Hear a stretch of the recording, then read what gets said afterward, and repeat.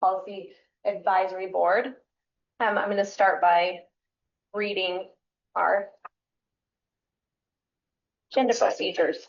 What? Double siders. Oh, this is my first day. We'll put that on the record. This meeting is being held virtually and in person and is hosted by the Utah Department of Health and Human Services Center for Medical Cannabis in Salt Lake City. Public notice of this meeting was provided on the Utah Public Notice website. This meeting is being recorded. A recording of this meeting will be posted to the Utah Public Notice website no later than 3 business days following the date of this meeting. A copy of the unapproved written minutes will be posted to the Public Notice website within 30 days of this meeting.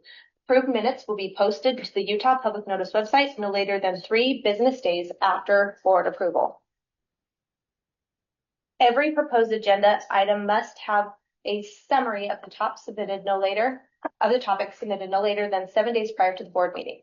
Board members will present and discuss the summary.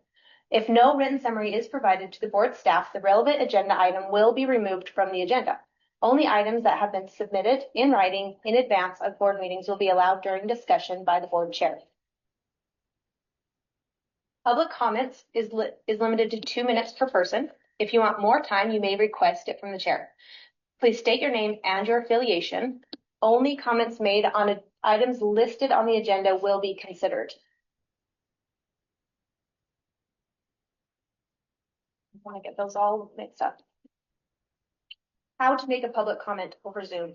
When the chair opens public comment, use the raise hand icon on Zoom to indicate that you would like to make a comment. When you are called on, you will be taken off of mute. Take 2 minutes to make your comment. Sign the public comment, how to make a comment in person. So come up here, sign the public comment sign-in sheet with your name and indicate what agenda item you want to make a comment on. The chair will indicate when it is time for public comment and invite you to the table. Take 2 minutes to make your comment. For additional information, to make a suggestion for agenda items or to contact board members or staff, send an email to dlbcboards@utah.gov. And then also just to note that MCPAB@utah.gov is no longer in service. So with that, we'll welcome everybody to the meeting for a little bit of just our business. Trevor gave these to me today. It's the Department of Health and Human Services Conflict of Interest clearance form.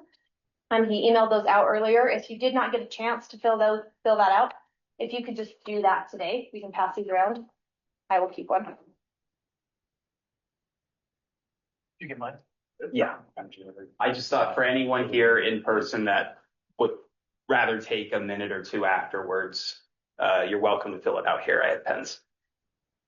I got a pen. Sure. And then while we're passing those out, just before we're starting the actual meeting, I was contacted by some of the board members and talked to a couple of the board members this last month after we received the letter from the Department of Health and Human Services in response to the Plum letter. There was just a couple concerns, and I just wanted to leave some time in the beginning of this meeting to talk about some of the concerns from people on the board, let them just kind of express what they felt in reading the letter. Me personally, when I first started reading it, after reading Walt's letter and recognizing all of the kind of misinformation that had been in there and just things touted as fact that weren't fact, that can't be proven, but that actually can be disproven. Reading it was a little bit like salt in the wound, I think, for me, just giving credit where it was blatantly false is what I felt like. I went over the letter a couple times and I can see the delicate balance that was trying to be struck. There was just, for me, there was a couple things that stood out that I want to just cover really quickly, and then I'll turn the time over to anybody else who wants to talk about it. But the one phrase that really sticks out to me is in the first paragraph. It just says your organization's diligent analysis. And a diligent analysis has a meaning that says you the analysis is accurate, that this was, analyzed, and that this was done in a way that is supposed to prove a fact or prove something. And so, and then in going over his letter to, this diligent analysis, we're accused of lax regulatory oversight, the alarming potential for diversion in adolescence. It says it exposes a public health crisis driven by the unchecked proliferation of ultra high THC products. We're not having a public health crisis, in my opinion, and I don't think we could find one. If we were to go look at any data in the state, I don't see where the medical cannabis program has a public health crisis. And so, I understand writing a letter back. I just think that on record, I would like to say that I think there could have been an opportunity here for data. Like we pulled some data earlier this month to take to Stuart Adams about some of these same concerns, and we showed that by the department's own polling that teen usage was down 10% since 2019. So that's huge, and that's the kind of stuff that I think the board wants to represent, is like, are we worried about diversion? Absolutely. Are we worried about teen usage? Yes. But this program is not,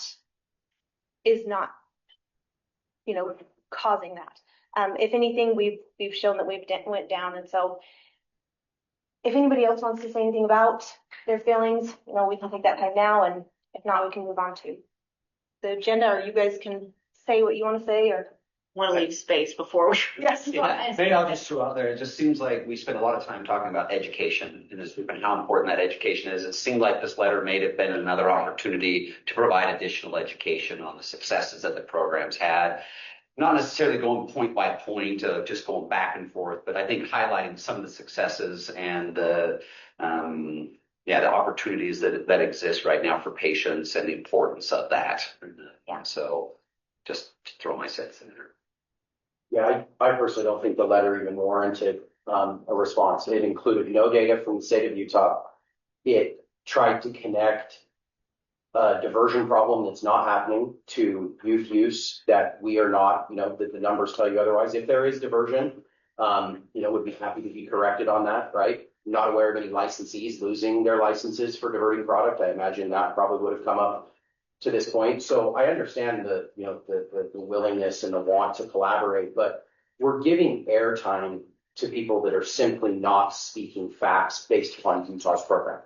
He had a whole lot of data in his letter, right? And I don't dispute that data because I don't have the ability to do that right now, but we're not aware of that being the same thing in Utah. And I think, again, to Ken's point, education would have been, really important to say, like, hey, while we share your concerns about these things, just like all of us do, we don't want cannabis being diverted, to folks that don't have a medical cannabis card. We don't want, teens or other youth using it that have not gone through the compassionate use board.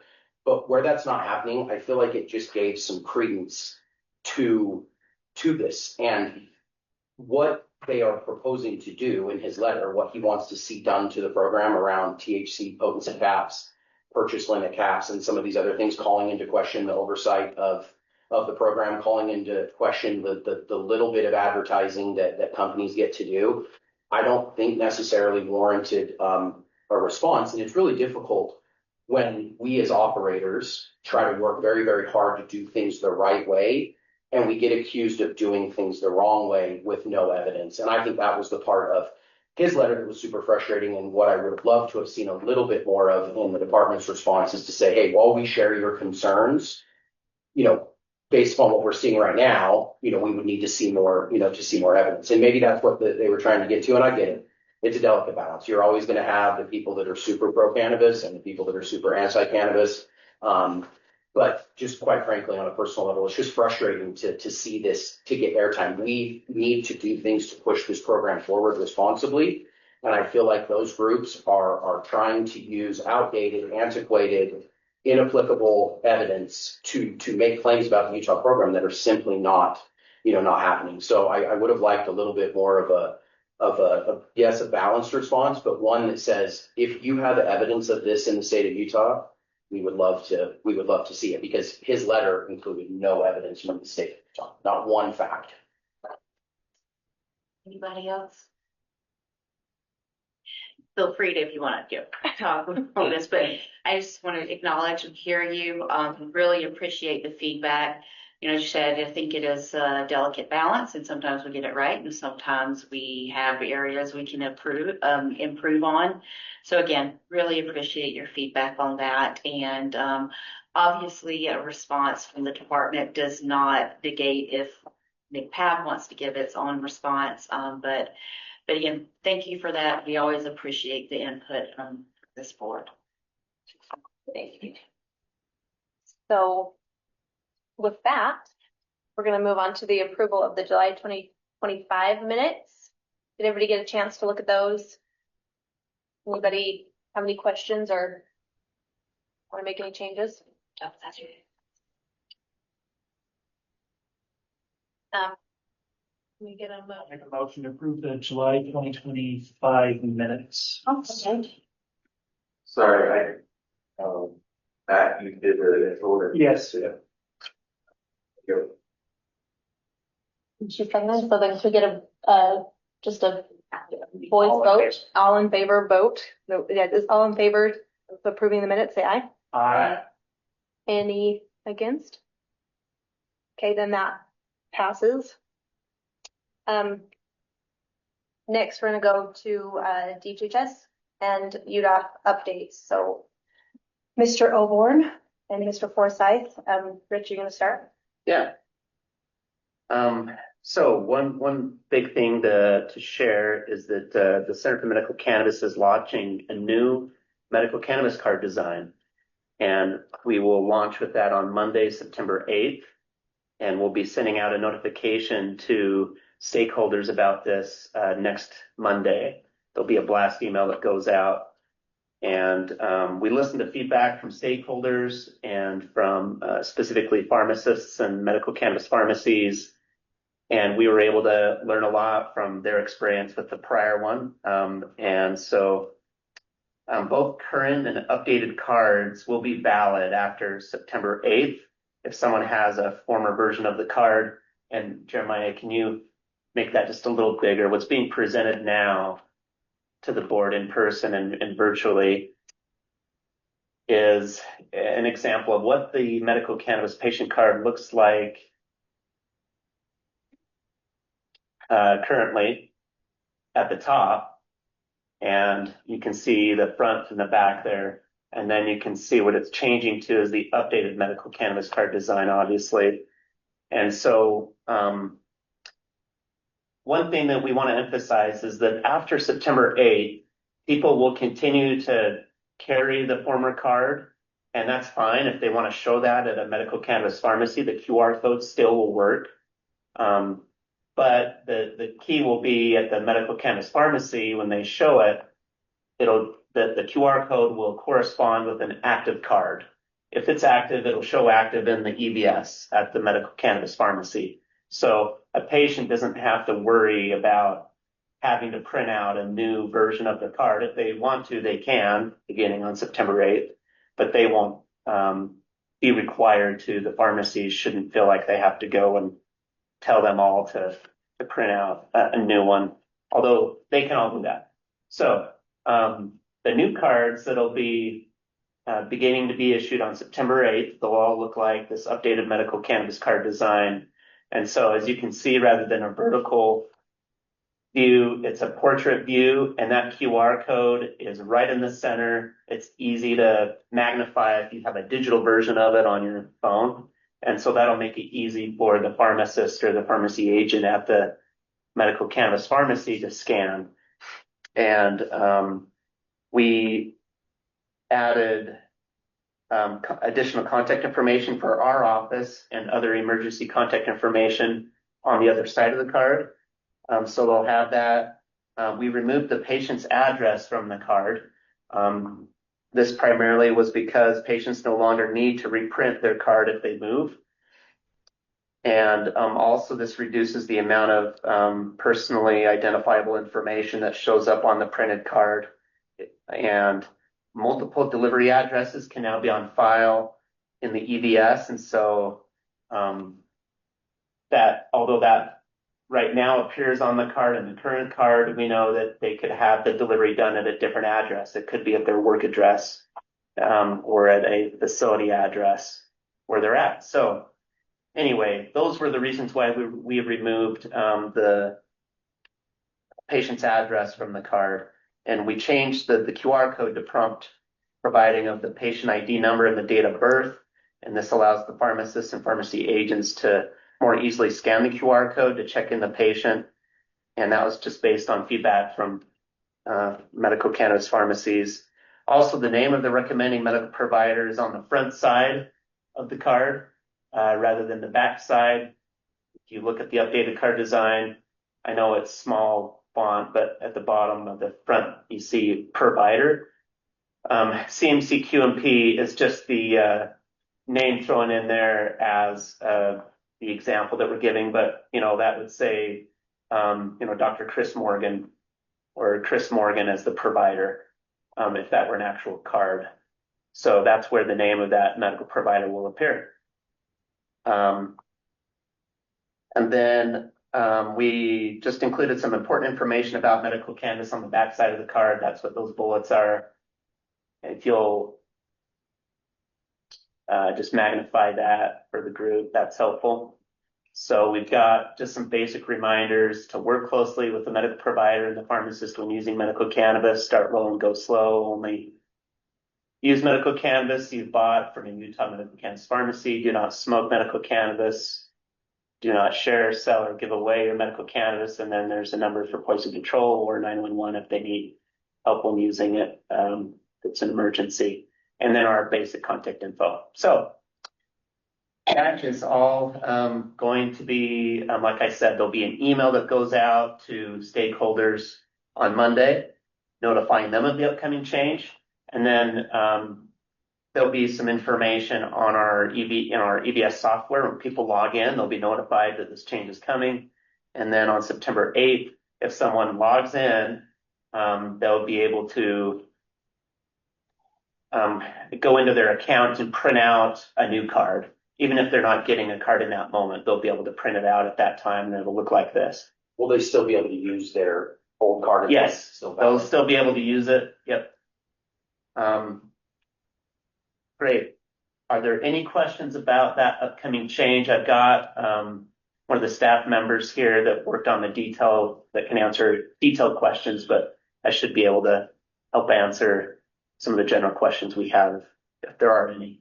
Does this eliminate having to have multiple cards if you're a caregiver, or does that still go forward? It's like, No, it does not.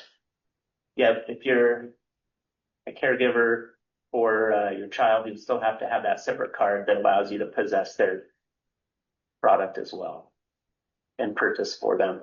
Yeah, that's a good question. Other questions? But you don't see any reason why this is going to stop a patient from being able to purchase or anything. And all of that's been worked out, it sounds like. Yes, and one of the critical stakeholders in this is the medical cannabis pharmacies that they're informed. So we'll inform them with a formal email on Monday, and then they're going to be able to contact us with questions. This same information document that you're looking at right now is what is being sent to medical cannabis pharmacies and to other stakeholders.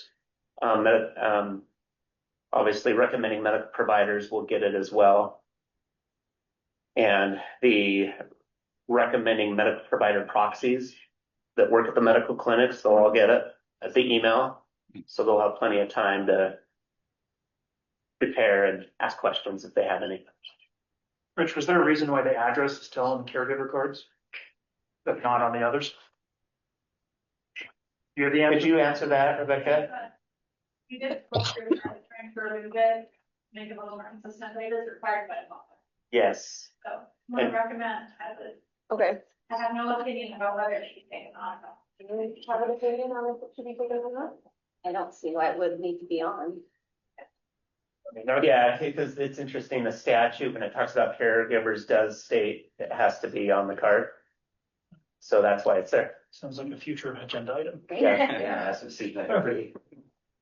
I don't know, we might be able to just float that one on in. Yeah, that's Yeah. a good question, and you can choose to take action on that later as a recommendation. Okay, Any other questions? I don't think so. Brandon, did you have anything to say about that? Because he's on this agenda item, but he seems Oh, it's just his update. disinterested. Just Oh. for our update. So we don't have a whole lot, so you're not far off base there. I know JD will want an update on the ICS project. Oh, we got an email though. If I don't mention it, he won't. What? We got an email with the update last week. Oh, you did. Yeah. Did not have. It did not You have an didn't have update. an updated timeline on it. It was a non-update. It wasn't updated, just didn't have the date. It'll go into far more detail than I will here, but we don't have a date at this time. I will just say, we're not expecting it to happen in the next couple weeks by any means. We're talking probably a couple of months at this point. January 1st. There's a possibility of that. I don't want to commit because I don't want processors to, think that it's going to be happening in January and it happen any sooner than that. But it is a possibility that gets pushed And up. I can't remember you answered this, but MJ Freeway, do they have like a hard stop date that they're just going to cut us No, off? we have the contract out through February, So through February. and we can always extend it. It's Okay. what our discussion with them has Okay. been as well. And then it's just like a pay monthly or? We do longer contracting terms than monthly, but That's it is. smart. Well, Yeah. the hard thing is as producers, we have a yearly contract with them that renews in November, December, remember? I don't know if you've seen it. I think it's December. Okay. So Ah. I don't know. I'm sure they avoid it if it's canceled on the state side, but I hope so. Just don't pay them anymore. Yeah. Oh, yeah. Yeah. That'll be the option. That's my favorite. That contract. Yeah. I guess my only thing would be, I'm assuming you guys will give, quite a bit of advance notice of when it'll. Yeah, go that's live. my intent in saying today that it's a matter of months, not weeks. Gotcha. So, Yep. Can I ask an unpopular question? absolutely. What was the original date that we had thought this was going to be done? Do we even I remember think we're almost a year out.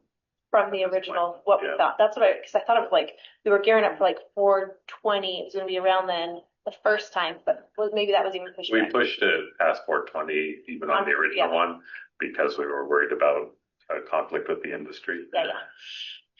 And I think that contract as amended ran through August of last year. Yeah. So I think you're probably right around maybe a little more than the 1 year mark. Yeah. And then cost, do we have any projection on what this is costing so far? A lot. It's a significant portion of money for sure. And part of that is down to developing the new system, and part of it's down to us needing to get the data out of MJ Freeway in a usable form. So there's some shortfalls on both ends for sure, but we're still hopeful that we'll have a better product at the end of this. Best of luck. We'll Thank you. hopefully not be talking about this next year. I'm sure it will not. I mean, it will be next year, possibly at the front of the January. Okay, if that's done, we'll be moving on to number 4, the draft rules. R383, Center for Medical Cannabis. That would be you again, Mr. Horn. Yes, so I'll just wait for a moment as we get that presented online for those participating. Great. Okay. So, and what the handout does is it begins with a general summary of some of the rules that are being repealed. Those include the medical R3 medical cannabis cards and R3 qualified medical providers and qualified medical provider proxies. R3 medical cannabis cards is being repealed because some of the provisions are being thrown into a different rule. And then the R3 is being repealed because per statute or per the legislation that passed during the last legislative session, qualified medical providers no longer have to pay the fee, and the term is being replaced with recommending medical providers, right? And so we've taken some of the provisions that still apply and thrown them into a different rule section, and I'll name that section as we get to it. But if we begin by just taking a look at R3 definitions. So if we go to, this is just a long list of definitions, and the term card, we are removing that because that term is not used any longer in our rules, and we're replacing that with medical cannabis card. So if you go to the bottom of the page, you'll see that definition is being added, medical cannabis card. So that's why card is being removed. And then there's obviously a lot of renumbering that's happening. And then we go to definition 5, fundamentals of medical cannabis coursework. That's being removed because I think, as everybody knows, the medical provider education requirement has been changed in the statute. So it no longer requires formal education. It could be informal.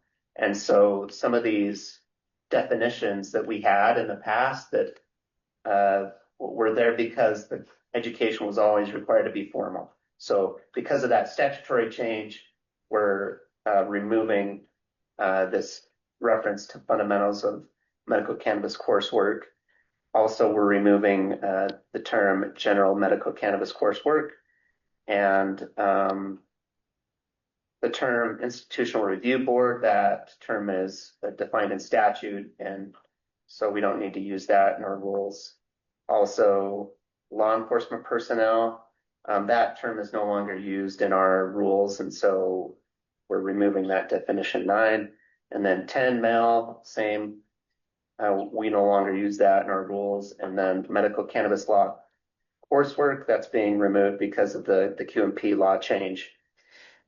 And then I already mentioned the medical cannabis card term, that's being added because we do use that term. It's important to define. And then if we go to the back page of the handout, QMP, that term is being removed because the term is no longer used in statute and no longer referred to in the rules. And same with QMP proxy. And then the new definition 8 at the top of that second page, RMP, that's being added because that's just an acronym we use to refer to recommending medical provider. And then RMP proxy, that's how we refer to recommending medical provider proxy. So everybody knows those are the employees that work at the medical clinics where recommendations are done and get access to the EDS to help the recommending medical providers. The term state agency employee is removed because that term is no longer used. Also, the terms substantial evidence and substantial clinical data, those are removed because they are no longer used. Same with UCGIS and UDAF. Those are no longer used, so we're removing them from the definitions. I use UDAF all the time. I can't get rid of that. I was thinking, What's your new acronym? oh, we're not getting. We just don't refer. Oh, you don't call me that anymore. You just know the whole name? We just don't No, name. just Yeah. use rule and Oh, okay. so they can. Yeah, they have their own acronyms. You just have to say the whole thing The whole every name time. every time. Those are the same type of words that you guys have for it. Right. It's always 4 letters, right? Okay. Great. Okay, let's move on to R33-2. So the current rule here is all being repealed and it's being reenacted. So you'll notice there's a bunch of cross out here. Go to the next page, that cross out continues, and then you'll see R33-2 underlined. So what's happening is we're completely repealing the current rule and replacing it, reenacting R33-2 and renaming it. So the new name is Electronic Verification System and Inventory Control System Registration Limitations and Confidentiality. So you notice the old rule, it was just called EVS and ICS. So this new one is we're adding registration limitations and confidentiality to the title. We're having it cover more topics.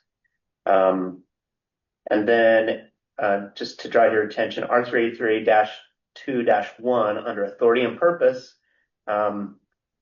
we're adding RMP and RMP proxy because That's a new term we're using an acronym for under the new statute. That's why we're adding that. And then you can just review all the language that we're adding here, but I'll guide you really quick to R383-2-5, EVS registration procedures. So this has been rewritten to apply to all types of registration, not just a single type, not just patients or guardians or caregivers. This applies to all types of registration. So that was one of the reasons why we did the repeal and reenact. Yeah, and then that continues on the next page.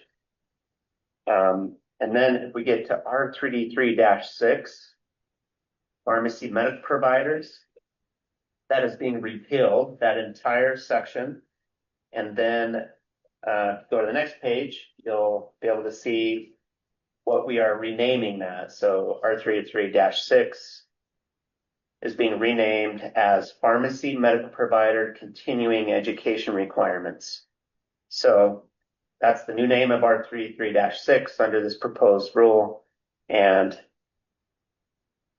one thing I wanted to draw attention to was R383-6-3 Continuing Education Requirements. And when it comes to the pharmacy medical providers, the pharmacists that work at the medical cannabis pharmacies, we got some feedback from a group of them, and they felt like they wanted to require that there be at least some education that was specific to Utah law required of all the pharmacists that work at the medical cannabis pharmacies. The statute doesn't require that, but the department does have the authority to specify standards for continuing education in rule. And this, the pharmacists felt like they wanted to require that. So that is done in R383-6-3, paragraph 1B. It reads, a person registering as a PMP shall complete continuing education outlined in the statute, and then B, that includes a course containing a minimum of 0.5 hours of education covering current Utah law applicable to the practice of a medical of a pharmacy medical provider. So, of the 4 hours required to be completed, 0.5 of that must be in law applicable to their practice as a pharmacy medical provider. So you'll notice on our website, there's 4 courses that are on there, and they all cover at least a little bit of Utah law. And so that's how that requirement is currently met. And then the courses that the pharmacy medical providers complete, the pharmacists felt strongly that they should be accredited or that they should be approved by the department. And so it could be that the course is offered by the department, or it's an accredited institution of higher education, like the University of Utah, or accredited through one of those 3 accrediting bodies.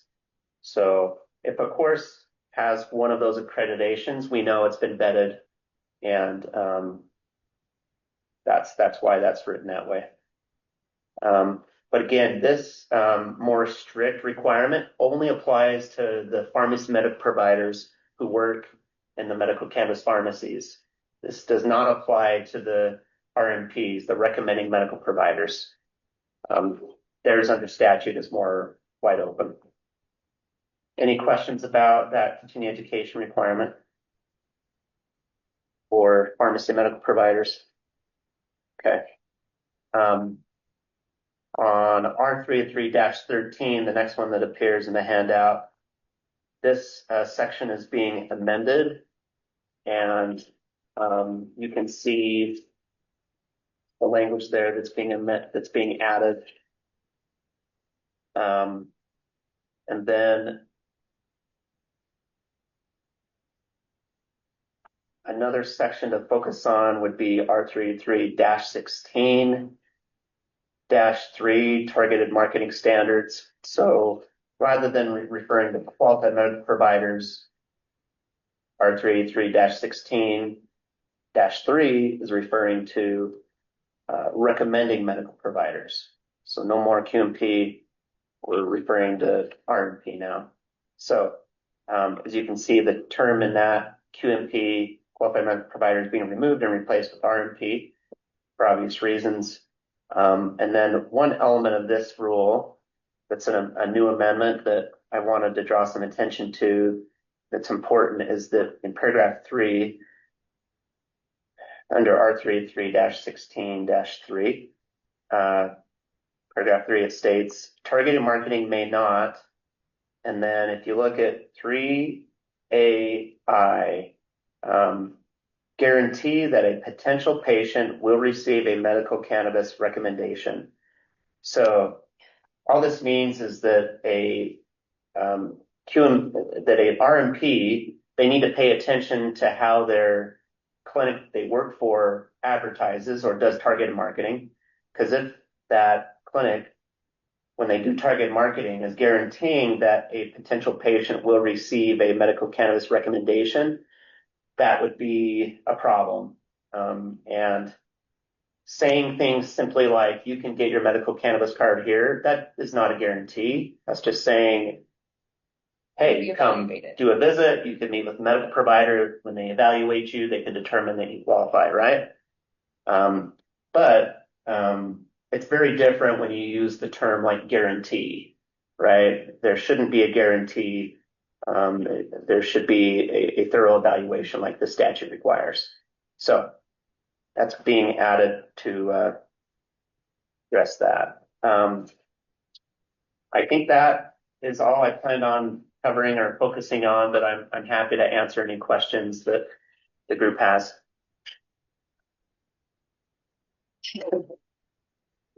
If there are no comments, we can move to number 5 on the agenda, draft rule R66-6 with Dr. Forsyth and Mr. James. I'll turn it right over to I like the official names on this. Mr. All right, so the department has 4 rules that we bring into the MCPAB.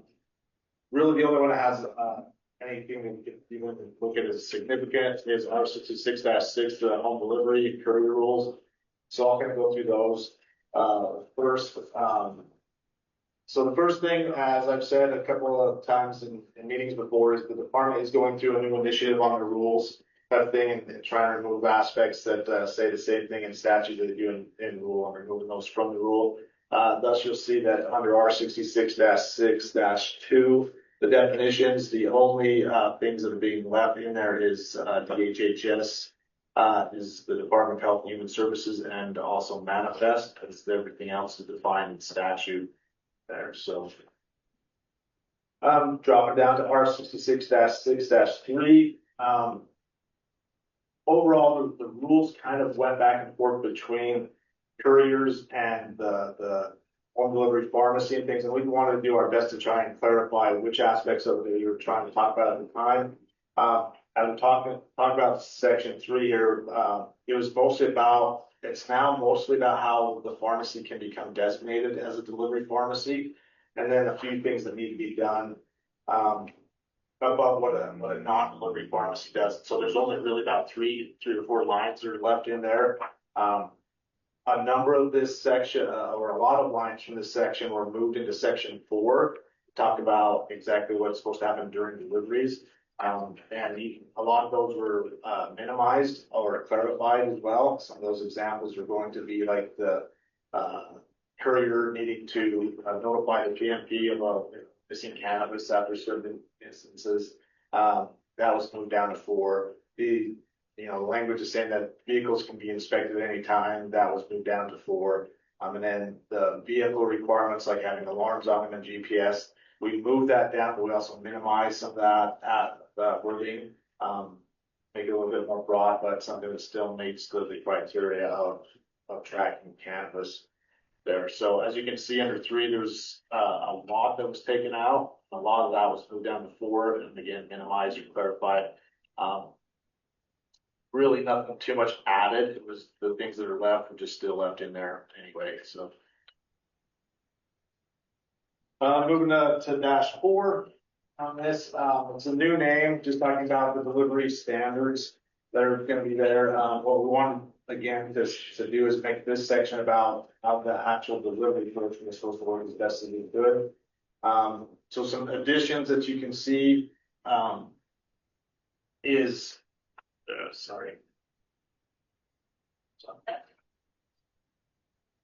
is a new number 1 that talks about that the medical cannabis home delivery pharmacies operating plan shall meet obviously what's in statute, but also in this section. There's some additional language here. It says the communicator need to have a communication plan detailing the ability of the couriers to communicate with central dispatch and security team during delivery routes in case there's an emergency of sorts. B, an emergency procedures with clear protocols for handling emergencies, including accidents, attempted theft, or security breaches. And C, an inventory management system that tracks medical cannabis from the farms to the patient and ensuring accountability of all products. And then if you drop down to 2 in this section, a little bit of things that are added here is that the home delivery pharmacy or the courier shall utilize a system for real-time tracking of the deliveries, somewhat similar to what's mentioned above in C, but obtain an electronic or physical signature upon delivery of delivery, including the time date of delivery. There's backward. I know that there's probably not a lot of electronic stuff that's going on for that signature at this point, but the department wanted to be able to put that in there in case there gets to be, doesn't have to be a wait or anything like that. We obviously, although we're slow in getting electronic things working, Brandon, but we definitely like the electronic portion of it. I'm not programming. Maybe you should start. And then obviously we want just a few word changes there on C about keeping record or documents of what's going on. In this section, probably the biggest add is down on number 7. Although there's a few changes to 5 and 6. So the biggest add throughout this entire rule is, again, at 7, which states that a courier may store medical cannabis at its facility for up to 10 business days if A, the courier has an approved operating plan for the facility that meets the requirements of 441. We don't have that second half. We just have, I circled it, we may have, all we have is the consumer cannabis at the facility. We just have The seven. first sentence. We just, yeah. That's all you get. Yeah. I mean, I'll take, they just story, that's fantastic. Any is clear, Any- yeah, just that story. We go back to this one. I would say, yeah, that's weird. Yeah, that is. Oh, how that got dropped off in my notes. It's just copy, that's on it. We'll play forever too. Oh. Maybe it's the printed one? Is it? Printed it before too soon? But anyway, yeah, it could have been. Anyways, what we want to do, so, Look at the comments over there. again, so we want them to have something in their operating plan, how they're going to store cannabis, if they're going to keep it for the 10 days. Then, and then the B would be the courier has record of the patient's inability to sign for the product. Right, text message, whatever the messaging system makes that works that way. And then the courier tracks the product while it is in the courier's possession. This was a situation with the statute does allow for couriers to hold product for up to 10 days. I think it doesn't go into much more detail than that. I had our pharmacy team, or members of our pharmacy team, reach out to some of our pharmacies that do deliver, and I actually talked to Rich about this a little bit.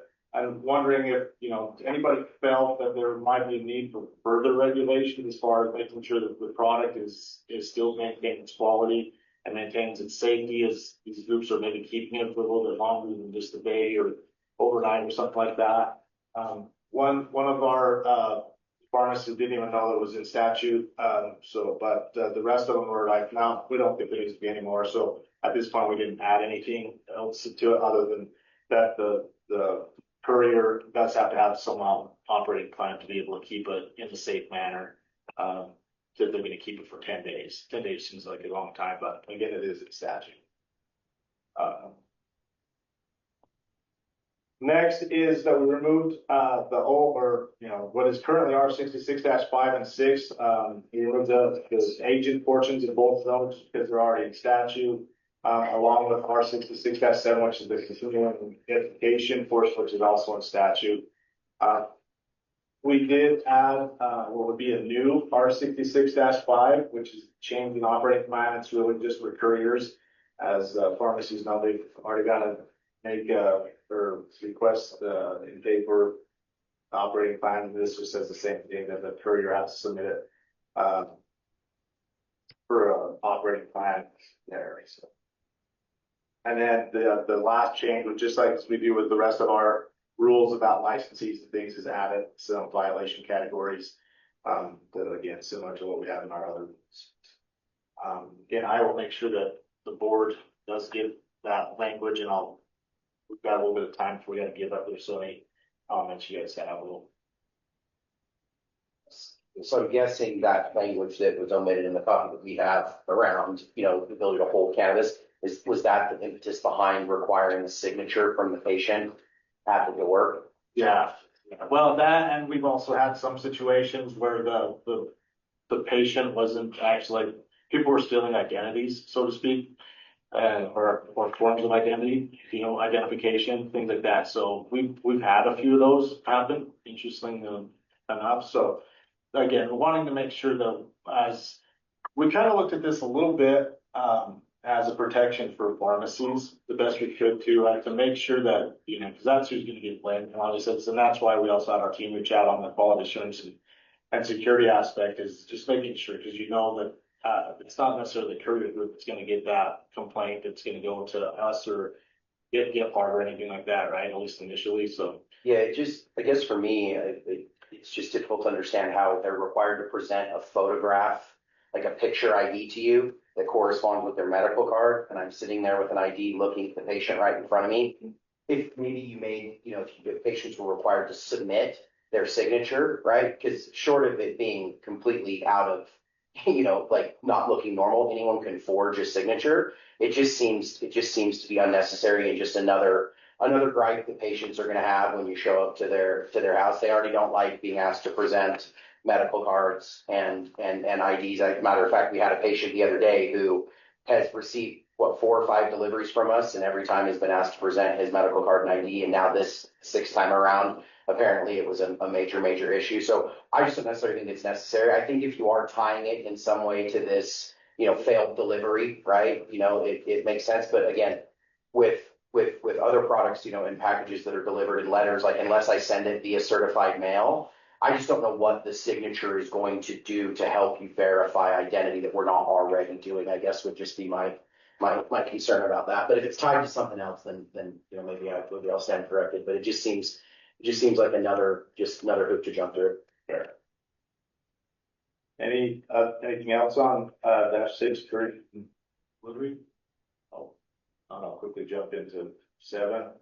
And before you do that, I was going to say one more thing. With that part added to the rule, about their ability to store product, it does say that it has to be like the 10 days only applies if it's a failed delivery and you're attempting to make another delivery or something, right? Yeah, and there's not a lot to it, but it does say the 10 days. Yeah, failed delivery stuff. So and again, it came down what I'd imagine. Again, our way of always thinking about is kind of that protect. Like what we don't want is anybody putting it in their trunk in July and keeping it for 10 days, and that the gummies that end up as a blob of whatever, right? That thing. And for sure. Yeah.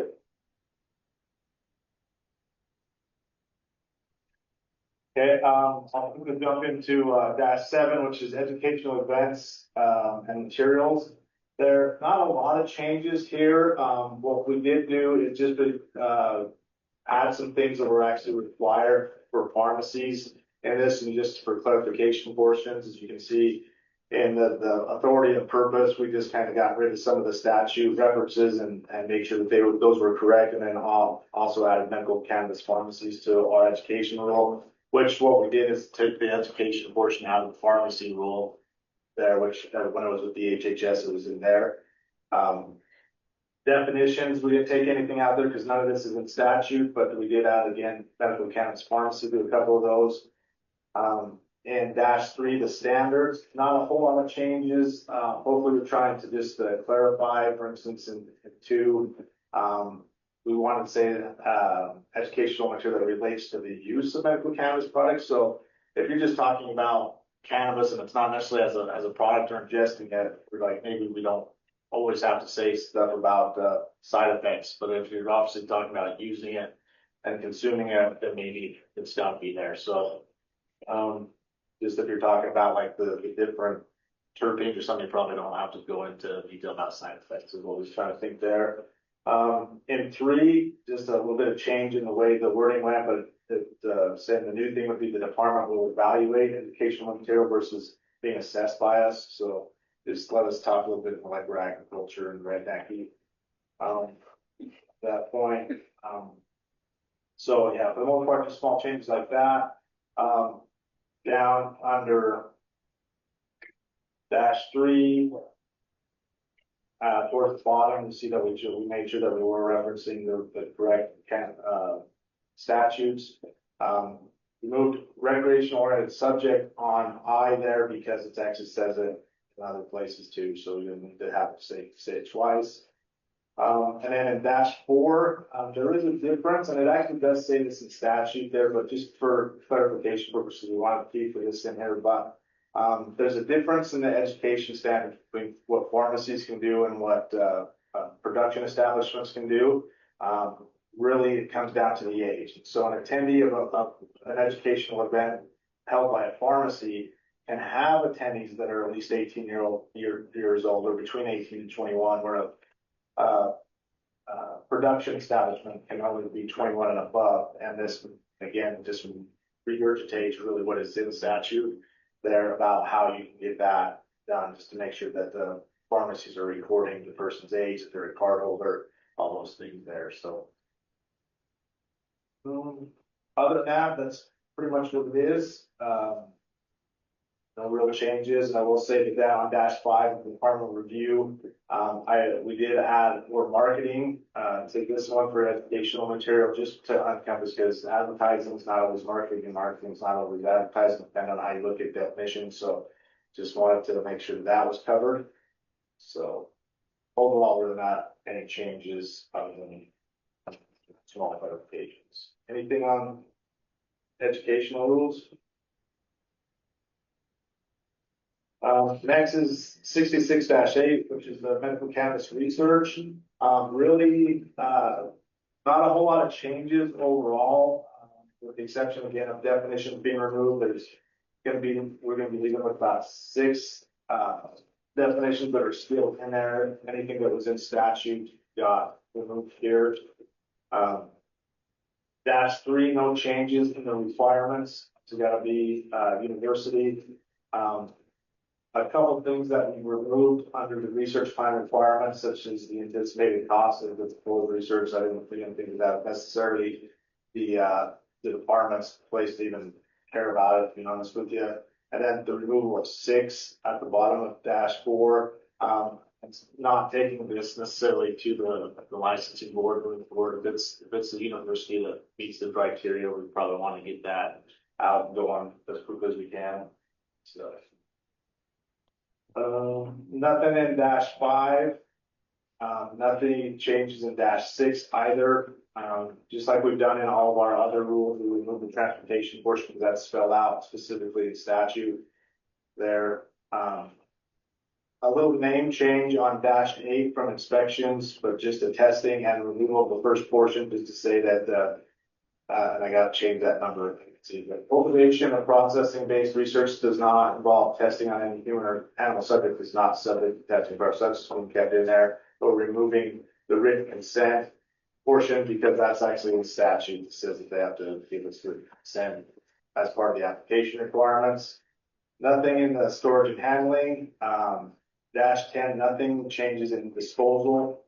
Wanted to clarify to the board, we changed this in our other rules, but not in this one, just based on the university and what they're doing, similar to the testing aspect. We wanted them to be able to get rid of it if it's possible within a university setting and being safe there. So it still meets the same criteria. We just spelled it out for them here. So. Security plan, just a few things to change there, such as including what it is, so, and then making sure the wording says stored correctly, whatever. Renewals, no change, in violations, no change in that. Pretty simple. Just That's 8. Unless there's any questions, I'll move on to the last one really quickly. Cody, I had a question for you, Sure. actually.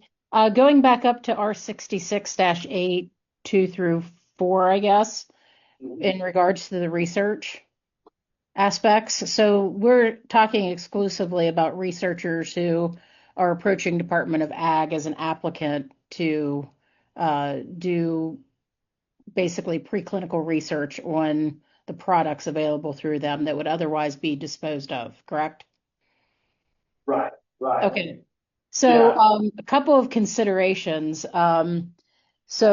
Where we talk about the fee component, I know this isn't a major interest of ags, but in we've talked about this before. In most scenarios where the research is considered, since most of the universities are fee exempt, if you look at the past controlled substance handler licenses that we obtained through DOPL, as well as our DEA license, which we get through the DEA or certifications, these are fee exempted, so there isn't a fee associated for them as long as you're a tax exempt institution. I think there could potentially be some verbiage there about tax exemptions there to reduce costs on researchers, since that can be actually a limitation to access through this pathway. Another consideration is since this rule has been proposed, I know of at least one investigator who proposed this as a mechanism in a grant application as a potential source of medical cannabis for research. And that funding agency, actually, that was one of their negative reviews, was that this was not a DEA registered bulk manufacturer or cannabis grower. So they would not acknowledge this as a legal means by which to obtain cannabis. So I just wanted to make you aware that we had received that in a review. And I'm happy to talk to you offline in more detail about some of the other comments that were offered. I know that the center is looking at what the requirements are to become a DEA registered cannabis bulk manufacturer in conjunction with Utah State. I don't know where they are in that process right now, but I know it has impacted at least one researcher when they tried to apply for federal funding. So just wanted to make you aware of that. Appreciate that. I think there's some of the stuff that we probably ought to maybe get together and discuss in the near future, because I think there's a couple of things you mentioned that will probably just be statutory changes. Okay. To make sure to, whatever we can, and we've still got some time to submit at least some ideas, maybe some language if the department agrees. So. Okay. Thank you. Yeah. And then real quickly on R66-29, the board may remember that we brought this to you about a year ago. This was something that when we used to be under plant industry rules that we kind of fell underneath there, but as we separate our rules from there, we need our own compliance procedures, type of thing. So there's not a whole lot of things that are going to change in here, with the exception because we brought on Kratom onto our division. We needed to make some changes for that, and obviously what the division is called and things like that. So at the very top, under authority and purpose, we added section 4-2-02, which was really the department's broad authorization for investigations, inspections, and citations and things like that. As I mentioned, we changed the name of what the division means from medical cannabis industrial hemp to specialized products. Just it's -3 instead of agency, we went up to what the definition actually said, each department. There are other than that, no changes up until you get down to -4 at the bottom. Under 5, we changed the citation number of days for citations under the cannabis aspect to the 30 and 60 days, which is actually in statute. But for clarification between our 3 programs, we want to keep that in there just again for clarification and someone to refer if we have it for our other 3 programs. We wanted that someone to be able to find it in the same place. for that. But then we added Kratom Consumer Protection Act, what that citation looks like there in 6. We also thought about just combining all 3 to say the same thing, but again, wanted to make sure that it was clear. And then no other changes until you get to the very last line that talks about what the request for hearing suspends the timeline on citations, and added that next line of data. And that is that. Yeah. Done. Close. Okay, well, there's no more discussion on that. Then we will move to Chris Morgan. Is he still? Yep, there he is. We are going to continue the talk that we had last month about the patient purchasing limit expansion by recommending medical providers. And you can go ahead and start. Thanks, Cesare. Can you guys all hear me okay? Is this mic working all right? Yeah. Okay. Perfect. I'm not sure if there's much of a delay. I apologize if so. We're just running on Alaska bandwidth instead of the good stuff down in the lower 49. So, just to recap, I think last month we ran a little short on time, so we kind of had to end this discussion early. Didn't have much to add to what we had already covered last month. It was pretty lengthy, and I think we needed to end it in the interest of running over time last month. But just as a quick recap, the proposal here is to allow recommending medical providers the discretion to be able to review patients' usage once they receive a medical cannabis card. And for those who are meeting their limits prematurely, their purchasing limits prematurely during the month, to be able to review that and allow the recommending medical cannabis provider the ability to increase their purchasing limit by up to 1.5 times the current allowed purchasing limit per month. And I think we kind of left it there. I mean, there was a few points of discussion as to what constitutes at what point a provider would determine that's necessary, and I don't think we come to some type of an agreement on that. My thoughts were, of course, some patients don't have a limit,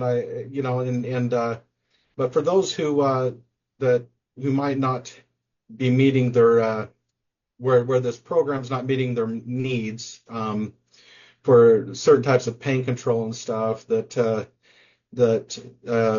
recommending medical provider could go in before a patient is due for a renewal and be able to toggle some type of option to override the current limit and increase it by one and a half times the current purchasing limit. So I believe that's where we kind of got to last month. I did talk to Nanette, and she did want to put in some comments today before we return this back to the board for discussion. Nanette, did you want to chime in here? I think you said pretty much that, or where things lie. I have a question. I think where I remembered us ending last month was we were wondering if that 1.5% was the right amount. 1.5 times. 1.5 times, sorry. 1.5 times was the right amount. Like, was that going to give us what we needed if a patient wanted to go and use, an RSO treatment?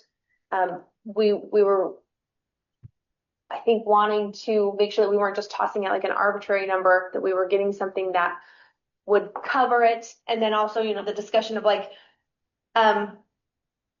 the toggle, right, of like how, letting the doctor just recommend, not ask for permission, but like a test that they knew that they were going up above the limit. And then and we need to decide, keeping our limit what it was, and then how high above that were we going to allow them to go is Right. my memory on what we were kind of hoping to come back to vote on. I think I can't remember who made the comment that if it was you, if you don't mind chiming in here, somebody made the comment last month that that 1.5 times the current limit might just be enough to cover RSO, but I'm not sure what that amount typically is. Yeah, I think that was the pharmacist at Beehive, and I don't Okay. think they are here, but Why impose a limit at all? Yeah. You do that for Well- any other medicine, any other provider? Well, Tell them you can only go 1.5 times above what you're currently prescribing to someone. We set those kinds of limits. I think, again, to me, it's the fundamental issue with the way we've decided to legalize medical cannabis across the country, right? We put these limitations on it and say, hey, other doctors can prescribe medications that literally could kill you, right? If you overdose on them.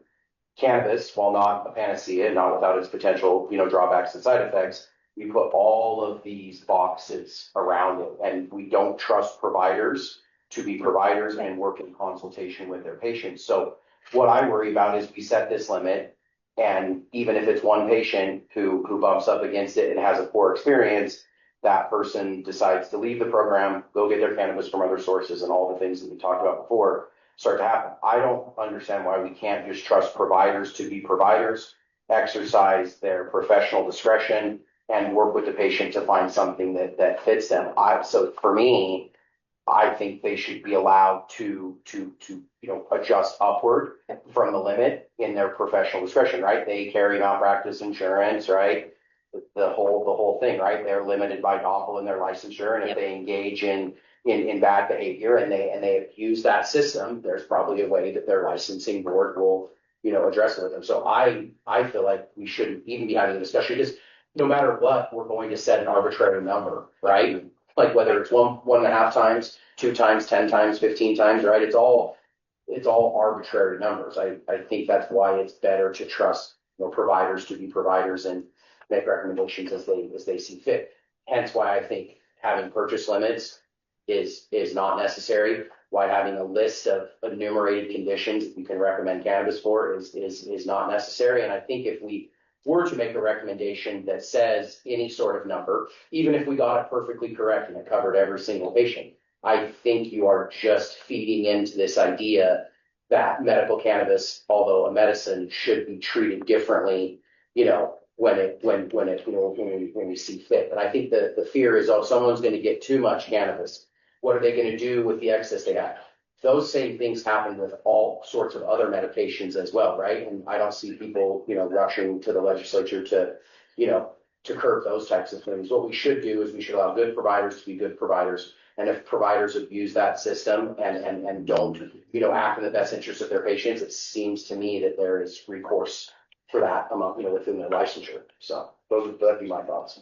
I'd like to go back to, I think Misty said last month, she was like, how did you put it? You're like, we don't do this if it was a patient with like gabapentin, we would not be having a cap on what they would have. It would be like it would be monitored by the medical provider and like disease progression, and then that's the way that they would handle it. Not to interrupt you, Des, but within limits there. I mean, there are toxicity limits for any compound. If there's a known, say, liver toxicity or something like that, then that would drive a cap. But in lieu of that, if there's not a clear biological effect at a maximal tolerated dose or something to that extent, then there needs to be some rationale for the dosing paradigm. One thing that I was kind of thinking through on this is, we currently have a compassionate use board that does approve for end of life use for 6 months. They do have to get the approval through the compassionate use board. mean, if we're not setting limits, this essentially would get rid of the need for the compassionate use board. Well, their main job is to make sure that patients that aren't on the qualifying conditions and pediatric patients are able to get a card. They would still have. Well, I know, I'm not sorry, I'm saying you're getting rid of that aspect of me having to meet review, because they have to review it. I think it's every, I can't remember, 75 days or 60 days, something like that, for those patients. I mean, there's not a long list of patients that are on that list. And so, I mean, I think, to JD's point, is as we just set numbers, it's just a lot of times on our board, it's just that we're just throwing a dart into the wind and hoping it lands on the number that works for us. And we've gotten lucky on some things, and maybe there's things we've been too restrictive on. And I mean, that's why we've asked, before making any decisions off of some data or some non-quantitative data, let's get that data. Let's find out what the impact would be before we make these decisions. And I think, as for Utah patients who we know from the data that's been provided, it is a very small number that hit those limits when it comes to the total population size of the patients. Regardless of that number, those are patients that are not being served. And so having the ability to have, whether it's through the pharmacist at the pharmacy they're visiting and working with their recommending medical provider to give them that extension. I think as far as a recommendation, you have the same terms. You have review lines. Is this a one-time purchase? Is this, and then most pharmacists, they're looking at what they're purchasing. If they're going to get to their limit, hopefully they ask, why are we purchasing so much? What's working? Is this working for you? And they understand what that patient is going through to help get them to manage that pain or whatever ailment they're in. But I think, as a good recommendation from us would be to leave it open-ended, let the doctors be the doctors, and I think set some limitations on there that, every month it's every month, every 60 days, right? Allow that to be in there. And if they're no longer using that purchase or they don't exceed it, it reverts back to the original limit. Yeah. So. Now, one thing I want to say, because I agree with all of this, and that my end goal here is to have medical cannabis treated like a medication at a regular doctor's visit and picked up at a regular pharmacy. And that's where I hope to see this program going. And so I want to always steer that way. But there is a concern with me, knowing what's coming at us this year with, trying to restrict limits, restrict THC, that if we were to, as a board, say, let's remove limits without some kind of structure in place, that defines how we're going to keep this in control. I think that right now our patient purchasing limits have proven that the patients and the doctors are keeping this in control. It's not like we're just seeing everybody hitting those limits and they're huge, and we're seeing a couple people hitting those limits. Everybody else is staying within their needed range. But I do worry that if we're like, there's no limits and we don't have some really decent parameters on what this toggle would look like, or what the Department of Health is getting back, that this change would not see the light of day in the session. I also think we're probably missing some patients who are using illicit markets. So we don't actually know how many patients would be meeting these thresholds if all 100,000 patients were purchasing within the program. Yeah. Well, I probably want to lean on the medical providers within our group. If we're going to establish some sort of limits, I'm certainly not the person to do that, either. right? I'm a lawyer. I'm a pretty blunt instrument when it comes to that kind of stuff, right? So to me, I think this is where, if Dr. Morgan is very much convinced that he wants to set an arbitrary number, I think that's his prerogative. But if you want to require some sort of review or some sort of oversight, again, I guess I would go back to, are you requiring that for other types of medication? If we can think of scenarios where that is being required, I know Misty talked about, toxicity and some things.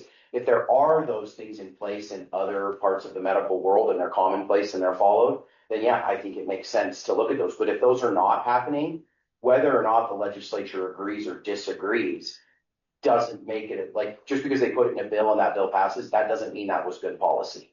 Just because it didn't make it in a bill doesn't mean it was bad policy either, right? So I think my thing would be, all right, we have medical providers in our group, Dr. Morgan, Cammy here, is a provider, Missy does a lot of research into stuff. That's where I would challenge them to say, hey, all right, if we don't want to set an arbitrary number, then what is the limitation that we do want to set around this? And I get that there is something to be said about making recommendations that may make it into legislation that passes. But I also don't think that is the only object of this board, is to come up with stuff that's palatable to ultimately to lawmakers, right, who run and pass the bills. It helps, of course. We want to make sure that we're being impactful as a board, and I think we've been able to do that. But I just worry again that we're just trying to keep it in this box, right? That we don't do with other medications necessarily. But again, that's where my ignorance comes in, and maybe someone's going to unmute and say, wait a minute, we do this with tons of other medications. If we do, I'd love to know what those examples are, because then I think that helps us be able to say, that sounds reasonable, that sounds good. Because without that in front of me, to me, it sounds like this is just an unnecessary limitation that is being applied to cannabis and not other, types of medication. No, I think you're absolutely right. And I do agree that maybe this board needs to decide, like, are we going to set an arbitrary limit? Are we just going to say, we trust the doctors in this program, we trust the pharmacists in this program, we haven't had any issues with diversion or, any of those concerns that are being kind of thrown at us. Let them grind the sausage when it gets on their plate, but we're just going to say what we believe should happen with the medical cannabis program. And Trevor, how many states right now even have limits? Isn't it? It's out of the medical cannabis states. I believe that's in Chris's memo from last month. I thought so, and I don't remember it all. I want to say 17 have 17 was the number that's coming to mind to me too. It says of the 12 medical cannabis only states with purchasing limits, Utah ranks in the middle to lower half of those states. Of the 17 medical only states, 3 impose no limits on flower purchases, and 6 states have no limit on concentrate purchasing. I do have a breakdown on the limits, because some states limit flower, some concentrates, some edibles. Yeah. I do have that information. But it's not like one solid number of no limits. Well, I don't think there's a single state that has, other than Oklahoma does on flower. 14 of 17 medical only states have some sort of explicit purchasing limit. But again, I don't think what I'm advocating for while we sit here today is that we do away with limits. I think what we're advocating for is allowing doctors to go above the limits in their professional discretion, right? I think there's a huge difference by saying we're doing away with purchasing limits, right? Because I also think that you're not going to see a whole bunch of unscrupulous doctors all of a sudden rise up and start allowing their patients to go crazy with the amount that they can purchase, right? Like, I still think there's going to be responsibility in this. And so to me, I just want to make sure that point's clarified. So just that there like the idea that possibly there would be this opportunity of when they at primary care, when a doctor decides to go above that, an RMP, then they send something to the state gets confirmation that they have went above the limit to treat their patient. And then they have that information. They can see what doctors have done it, how many times, they know what patients are going above, but it is just allowed. And one question, though, that I think this reflects the detail as you describe that process. What would the recommending medical provider be required to specify a specific limit number when it's flower? I mean, I imagine they could, right? Like if they. But would they be required to, or can they just say, no, I trust my patient and just go buy what they want? Well, we kind of talked about a toggle last time, and that way it would be like, oh, then they could jump up, so much. But again, I think you treat it as it is now. Yeah. Right. They currently have the ability to limit. Right. But if I were to raise my prescription, I have to go back and ask to raise it more. They raise it a little bit, and then they're like, okay, so the 5 milligrams per milligram wasn't working, so let's go up to 7. That's how they do it with like regular medication. So I don't know that would be inappropriate to do that here. Right. They bump it up, and then so they give a limit. Yep. And then if they need to go above that, then they go back and ask. Yeah. So the medical provider would be required to set a limit above that. It can't just give a blank check. Yeah. It would be, here's the limit. right? And so there's some discretion being exercised, and I'm imagining like the EVS software collecting a number Right. from that provider. They have to put something in there. They can't leave it blank. Right. Yeah, so it can't be open-ended. Yeah. So some, But we're also not limiting how far above the current Right. limit they can go. Yeah. You have to put something, something in there. but we need Yep. to be careful that it doesn't come off as a prescription, because there's a lot of medical providers, a lot of patients I talk to, that their doctor won't do anything that perceives to look like a prescription. I mean, in that dose, sense, I right. mean, if they don't want to set dosing, right? Then they're not- it yeah, falls then to they the need to go get- DMP to do the dosing, right? Oh yeah, you're right. It would. That already seems to be handled. That is the way that it works. Okay.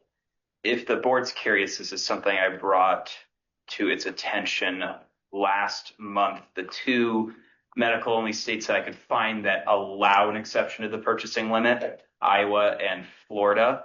I'm happy to put the forms up on the screen if it helps you, but both require the healthcare practitioner to explicitly state in grams or milligrams how much higher than the legal purchasing limit they'd like their patient to be able to buy. That makes sense. Chris, as the RMP, what are your thoughts? Well, you know,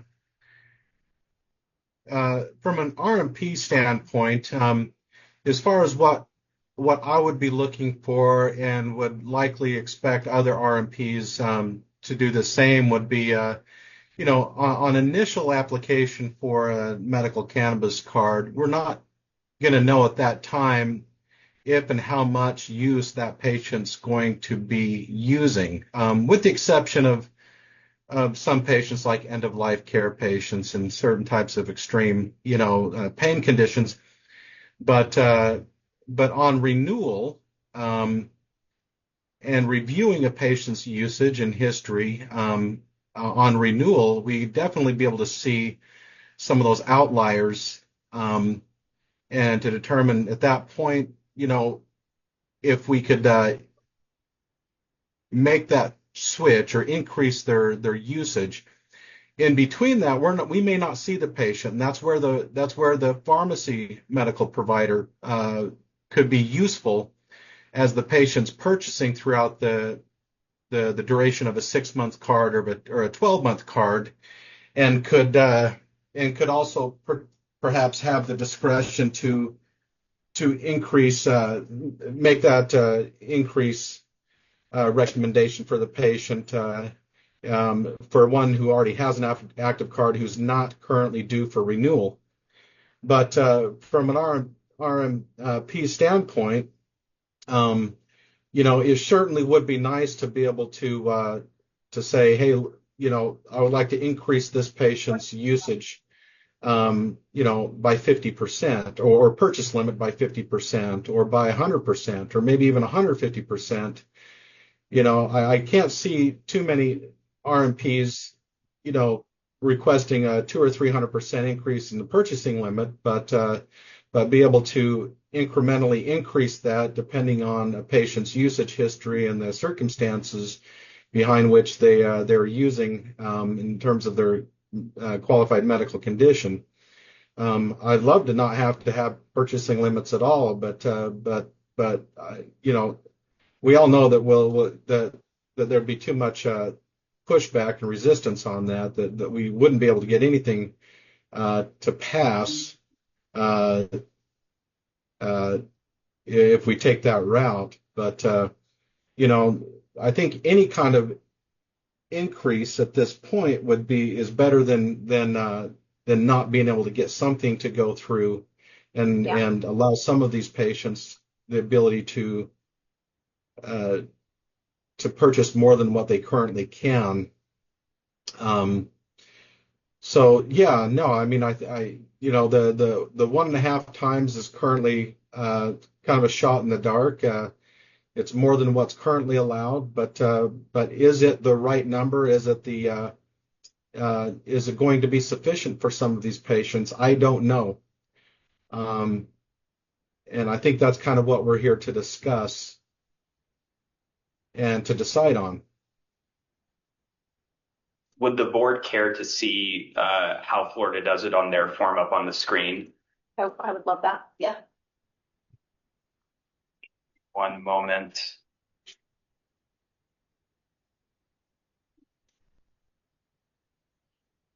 So in Florida's form, let's see, you'll see that the medical provider must indicate the current milligrams the patient is taking in those various dosage forms. And then on the next page, the proposed increase, there is a limit in the amount of flour the patient can buy, only 1.6 times Florida's legal limit. But on all other forms, there is no evident cap on what that provider can increase it to. But they must put it here and then at the bottom acknowledge in their professional opinion this is necessary for that patient. But I really like the acknowledgement that they believe that's necessary for the patient, because I think for me that's the part that matters. And you can see here on Iowa's, it's more straightforward. Iowa's program is low THC, but on their form, they have 4.5 grams of THC every 90 days. They fill out some basic information, have that in my professional judgment language, and have to put in grams what it increases to. But just that Florida's form is a little more exhaustive.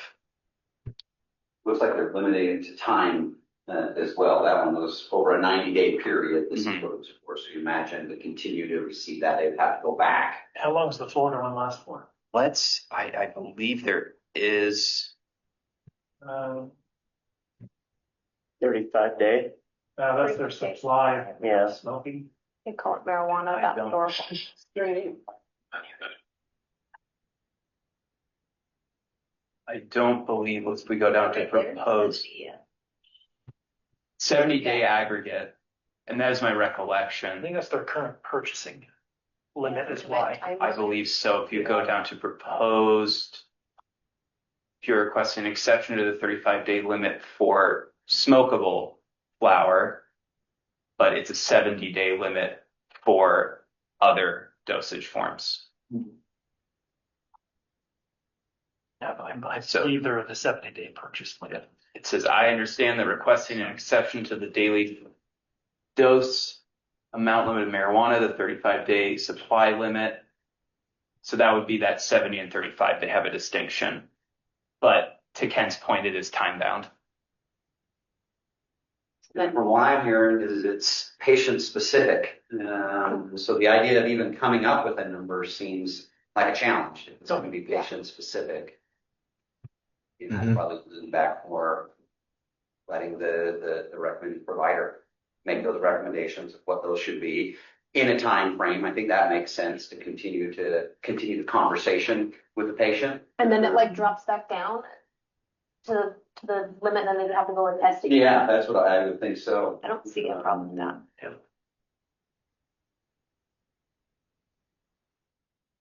Well, I guess I forgot I was. It was like, well, I don't know what to talk now, but it's getting quiet in here. So we can go to public comment.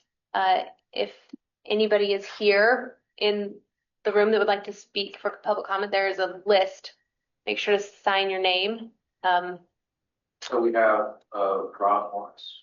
Online? Yeah. I don't think we have one for in the room for patient purchasing limit, so let's go online. To Rob. Hi, Rob, can you hear me?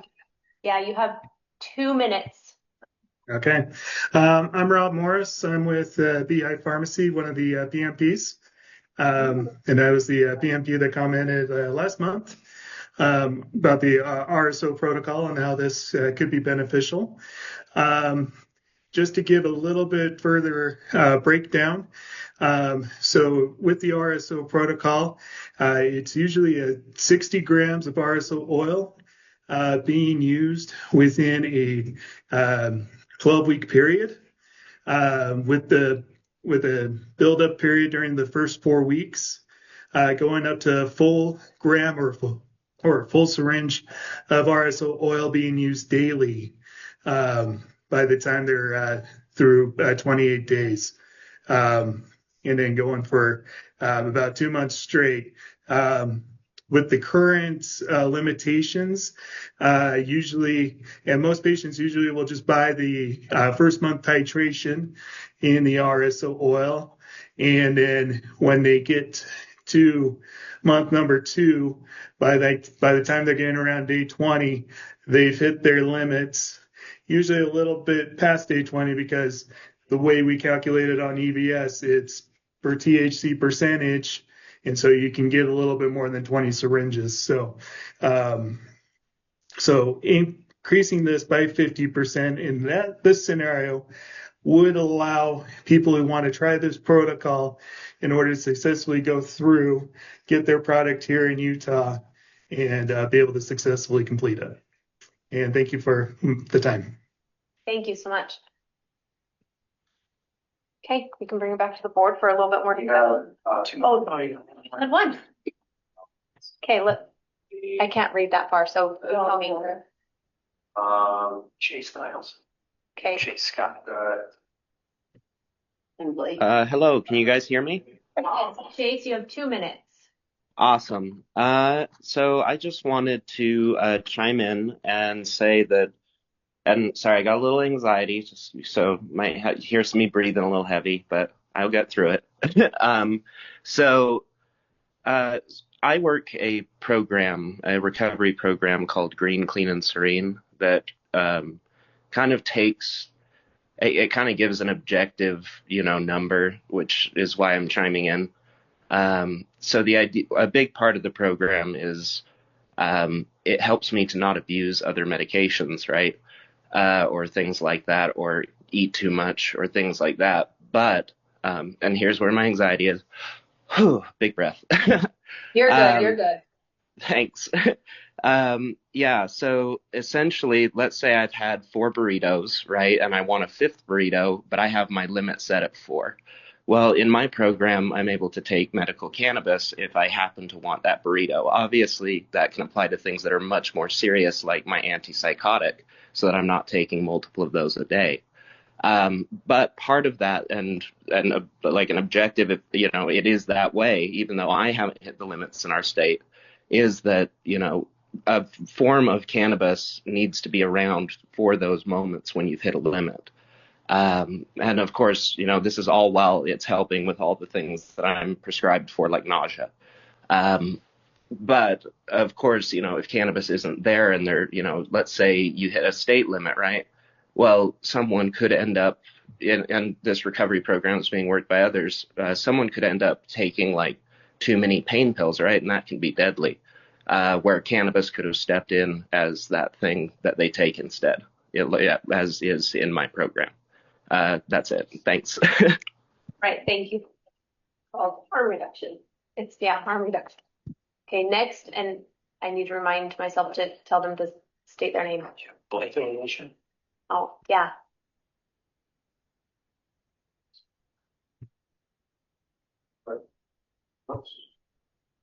You had Blake. I thought Blake was, unless he did his hand down. There he is.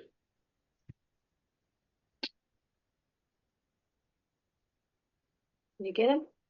He should be. Oh. Be here.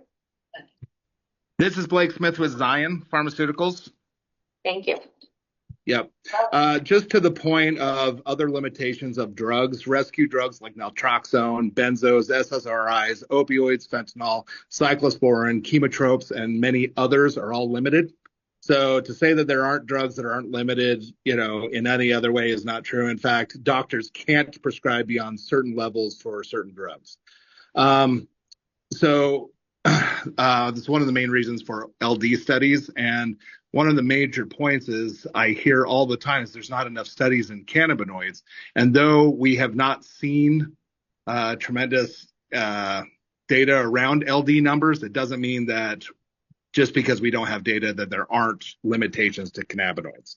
Secondly, I'd listened last month and this month about Chris's entire argument. I thought the point of this was not increasing to an arbitrary number. It was an argument that simply was around the amount that is being given to certain patients was not enough. And so if that's the case, then really it's not just about an arbitrary number. It's if we're going to try to increase something for patients that they need, then it's about setting a number that we think is reasonable. And then you just put rules around the bracket of whatever that number is. It doesn't have to be associated with anything else. The other thing is, I love the argument. I love JD's argument all the time. In fact, I make the argument all the time. We should treat it like medicine and treat it like every other drug.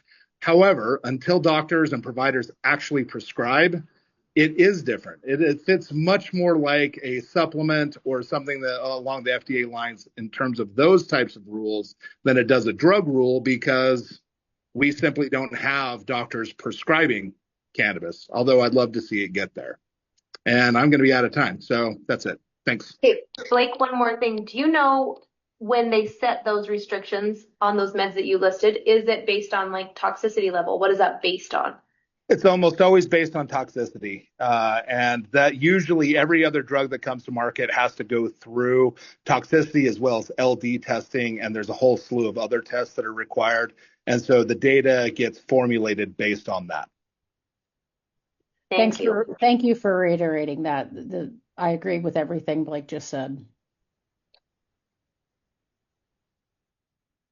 Okay, anybody else online? Or are we done? That's it.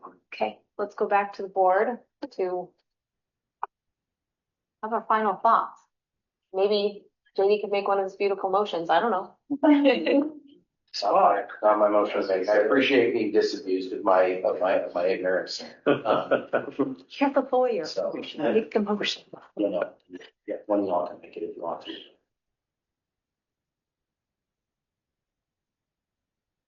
Chris, did you want to make a motion? You're on mute. Yeah, you're on mute, Chris.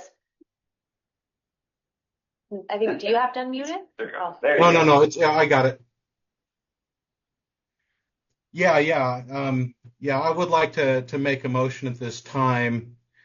Let me see if I can make this as concise as possible, but I would like to motion that we propose to allow RMPs and PMPs the discretion to increase a patient's medical cannabis purchasing limits by 1.5 times the current allowable limit based on their discretion of the evaluation of patient usage during their course of having an active medical card, I guess. I'm not sure if there's a better way to phrase that. And to provide periodic reviews should such a increase is done. That I'm not sure if we need to define that frequency of review now or at a later date. My thought is to review that every 6 months to see if it's still an appropriate use of the increase of purchase limits with each patient. Who reads that back? Would you be acceptable? Yeah, I'm sorry. Chris, would you be acceptable to 90 days as opposed to 6 months?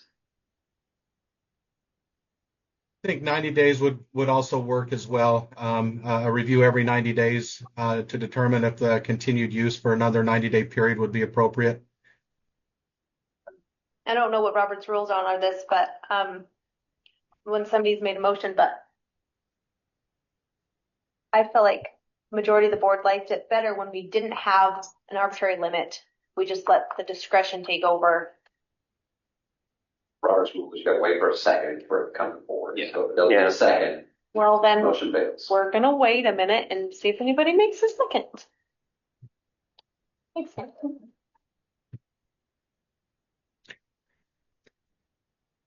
So, do we have a second? Nobody.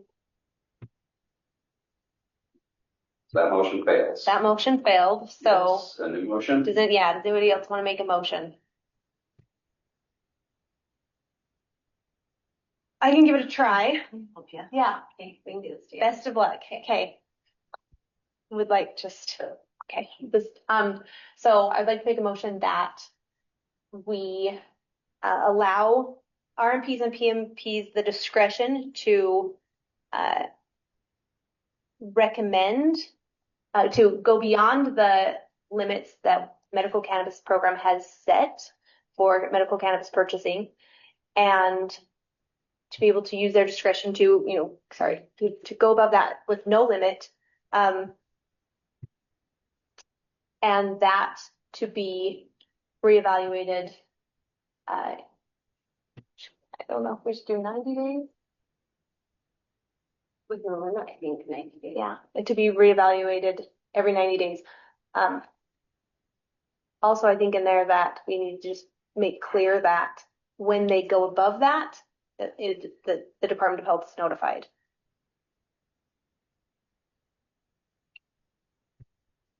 But the RMP or the PMP notifies the Department of Health? The Department of Human Services is notified by just them, well, because remember we talked about them attesting to it. They would have to fill out something, they would attest, and that attestation would go to the Department of Health and Human Services.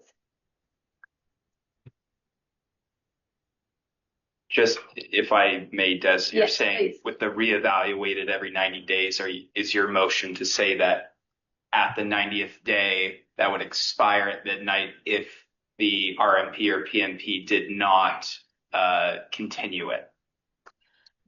I hate that, but I feel like it has the best parameters for them to, feel comfortable with it. But then they could go back and attest for more. Right. Yeah, they can Right. reattest, right? But it requires Reattest every every 90 days. Yeah. That. And without that reattestation, there would be an expiration of that limit. Is that your motion? Yeah, I just feel like 90 days. But they can also, if the PMP can also attest, they're way more involved with the patients. It's sometimes hard to get in with a doctor. So as long as the PMP can also attest, if I don't, then. But if the doctor's I don't know. Yes. Perhaps it might be helpful to table this while you work on what exactly. On a motion, and you can still come back to it in this meeting because you're the chair and you can make it come back. That is actually true. So yeah, do we need to make a motion to table that? Yeah. Or does somebody want to? Well, you'd have to wait. Yeah, you call the motion. You call the motion, we have to wait for a second. Yeah, well, anybody want to give a second to that motion? That ringing endorsement. Yeah. So Des, can you restate that motion one more time? Trevor can. He wrote it down. The current motion is to table. No, it's No, not. Are you asking Yes. for the previous motion? Yeah. Okay. As much as I could Yeah. get there is to allow recommending medical providers and pharmacy medical providers discretion to go beyond the legal purchasing limit. And for that limit, so again, that would be no limit. How do I state this clearly? The limit would no longer apply. Nothing above. It would be a ceiling going all the way up. And the recommending medical provider would need to reevaluate that every 90 days. Otherwise, it would expire. Is that where you left off? And they could reattest. So I'll say that one more time because I almost confused myself. Allow recommending medical providers and pharmacy medical providers discretion to go beyond the legal purchasing limit for a patient with no cap on that exception, and for that to be reevaluated every 90 days or it would expire. So you can second the motion or you can not, and then we'll table it and come back next week, next month. No, you can do it in this meeting. We can do it in this meeting? Yes, you drive the meeting. Yeah. You guys are giving me too much power. I'll second the motion as it was just read by Trevor. Okay. Well, then we do a roll call vote. Yep. And then, for a second. Okay. Misty Smith.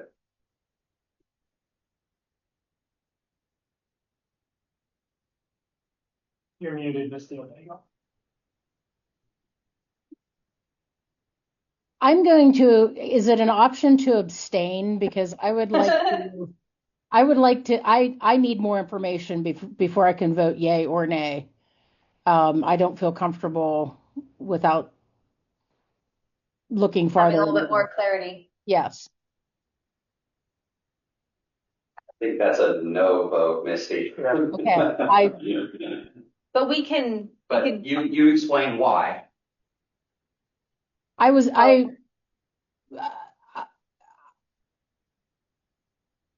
think the no limit is a little too open-ended. I think there are considerations in terms of drug interactions and other factors that may result in toxicity, not necessarily pertaining to the medical cannabis itself, but if these patients are on any other concurrent medications that warrant some consideration before you go to a no limit recommendation, if that makes sense. That does make sense. So Misty, was that a no? It is a no because she can't abstain. Correct. Okay. Desiree Hensky? Let's not do me next.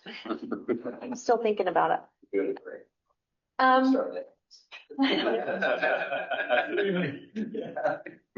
You know, for now, I'm going to go with the no, and then maybe we'll bring it back. Yep. And then Rashmi? As it sits, I have to go no. Kent Anderson? No. Matthew Page? I vote no, I kill it. So no. The motioner said no. Okay. Exactly. I want a clear motion. I get it. Jimmy Hicks? No. Chris Morgan? You muted, Chris. Okay. I do think there are some other things that need to be considered, so I'm going to go ahead and vote no this time around. Amy Park? No. Okay. Probably should just have done a second motion, gotten concurrence from the originator and the seconder, but that's okay. We made it around. Yeah. Can I raise a question as a point of order? I have never been in a meeting that uses Robert's Rules of Orders where there isn't an option to abstain.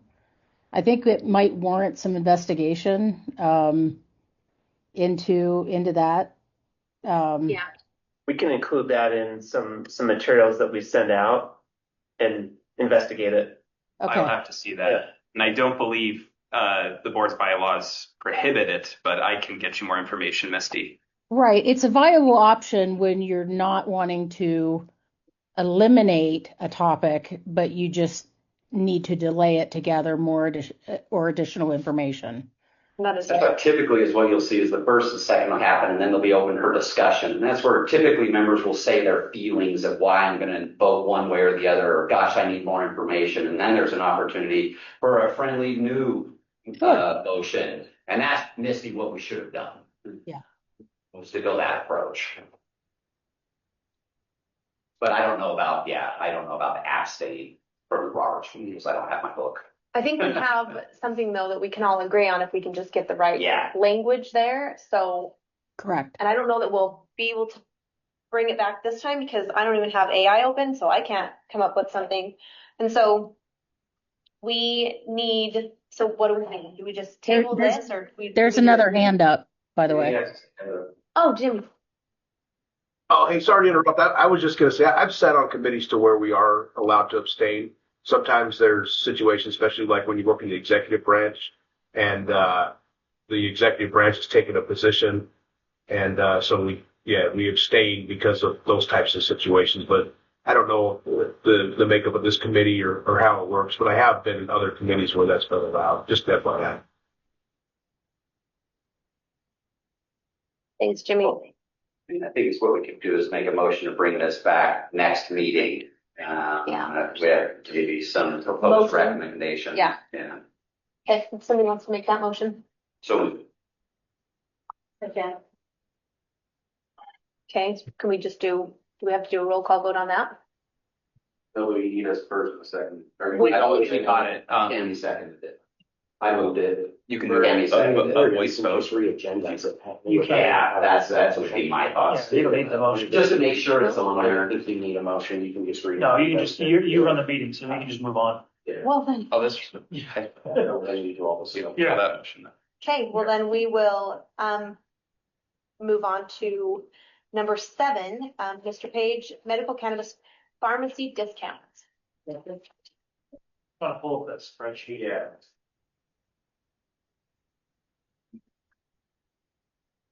Where that sheet is.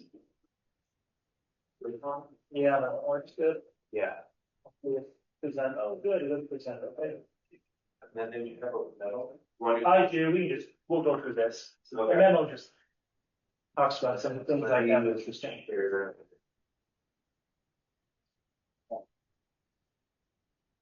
Okay, well, I appreciate the board's time today. I took some time this last month and I received some data from the Utah Department of Agricultural Food in regards to some purchasing trends with discounts. So the data that I was provided with breaks out all the pharmacies by their allocated regions. So you will see that we have regions 1, 2, 3, 5, 6, and 7. That is currently where there's 2 regions that currently do not have a pharmacy, regions 4 and region 8. So there's essentially the eastern side of Utah, going from Vernal all the way down to good old Bluff. So in the 4 corners. But so looking at this information, if they provided me a month by month snapshot broken down by the subcategories that they have on the monthly reporting. So it does show, you just kind of go to the left a little on there. So you'll see this was through June. July was not finished when I received the data, so I got it through June. So this shows number of products that were purchased under those subcategories, the total from those sales, and then a discount that was applied, is how it's done. So it's, somewhat basic. There's a lot of inferring on obviously I don't have what type of products these were, the size. We're just looking at dollars and essentially becomes an average. So scroll all the way to the right for me. The only information I added to this table, keep going. Oh, yeah, it's a long one because it goes all the way through July of 2024. So the only information I added was columns, A, O, and A, or I can't do that. It's behind Misty, but AQ. AR, AQ and AR. So this is the total after the discount for the year, and then that's the percentage of the discount relative to the purchase amount. Okay. So it just kind of breaks out by subcategory. And if you had a chance to look over my memo did provide some data on specific items that would kind of observations that I found. So when it comes to discounting and what patients are getting, one of the concerns that people had talked to me, and this was back when I was chair, was they were tired of having to shop around the state of Utah trying to find the best discount. Utah is, I've worked in retail and purchasing for a long time prior to this, and Utah individual as a whole, purchasers are typically always trying to find the best deal, and that is not anything different to medical cannabis. And so they're spending quite a bit of time to search around online to try and find what the best discount is, whether that's per day, it's per the month, whatever discount programs that they offer in conjunction with their purchasing trends. And so what I kind of found over here through it is the first kind of I looked at was the average price per products by region and everything else. So that was kind of table 1 I provided. So this is by month and everything. And one of the things that people say all the time is pricing is going down. Well, if we look at this information, pricing is going down. The average purchase price versus the number of products it just says the price is going down year over year. So we are seeing a reduction in price. There are certain regions that have higher starting price points than others. And it also depends on the type of kind of the product as well. So it does differ. So it's not a particular item that's saying, hey, this one's cheaper, this one's more. It's just they are different per region. Where some may have the highest price on one, they also have the lowest price on another category. So, I mean, when looking at discounts are not equal. In looking at this, regions, and I'm sure region 2 and region 5 do have the highest percentage of discounts. The only thing I kind of found interesting is the rural locations within Utah typically have the lowest discounts. So rural patients aren't getting the same savings. That's not saying that they're spending more. What ends up happening is the price per product with that discount ends up a lot of times balancing out. So you're seeing the regions with higher discounts may have a higher set price point. And so by the time that discount's applied to the patient, for most products and areas, it's about the same price within $1 of everything. And that's what table 3 just says. That just shows us that adjusted price after it's all said and done. There are some areas that are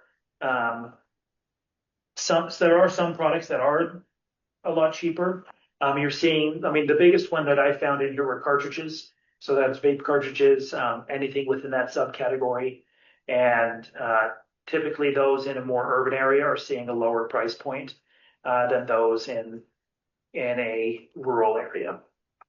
So, I mean, if anything, sounds like the rural patients are being disadvantaged when it comes to pricing. But again, this is all just based off of the pharmacies within that region.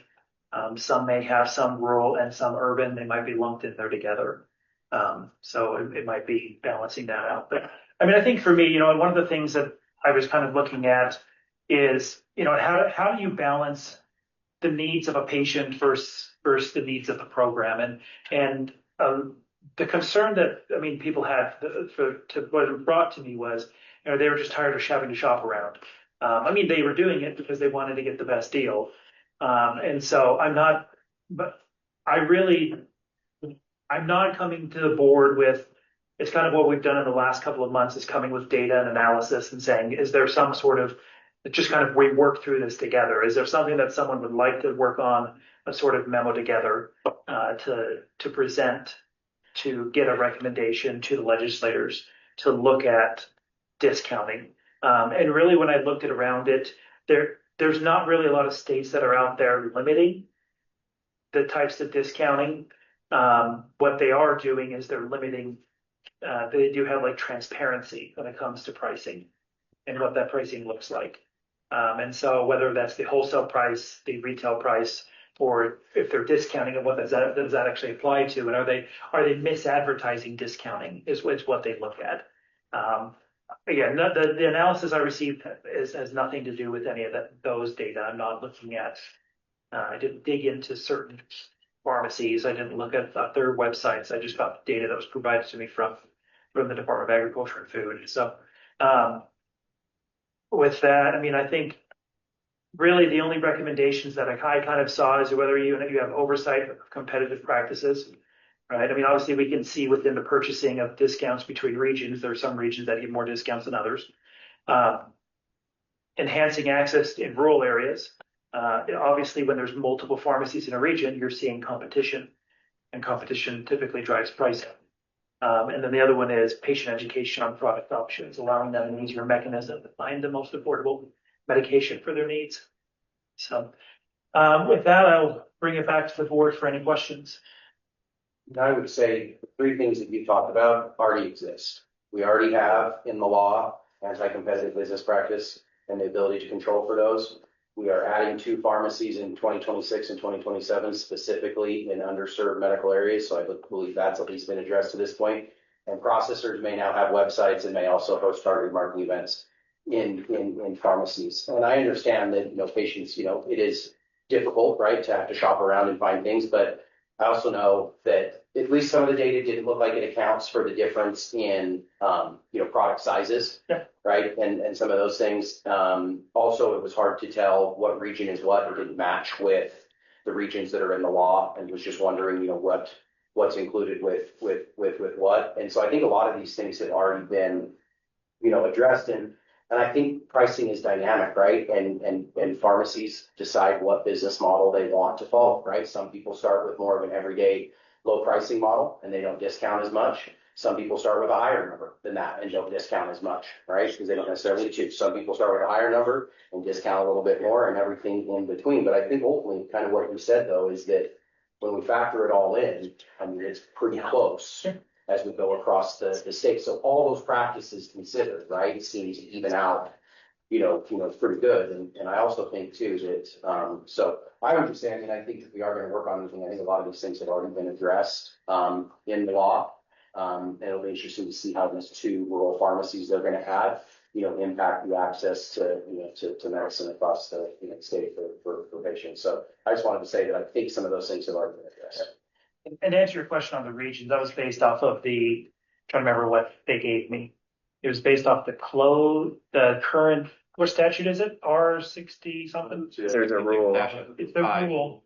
Oh, it's the pharmacy rules? Yeah. Because I was going to say, you guys have 8 regions, right? In that one? Well, because there's no pharmacy in region Oh, 8. I see what you're saying. This is by pharmacies, not by patient. Okay, then I understand it completely. Okay, yeah.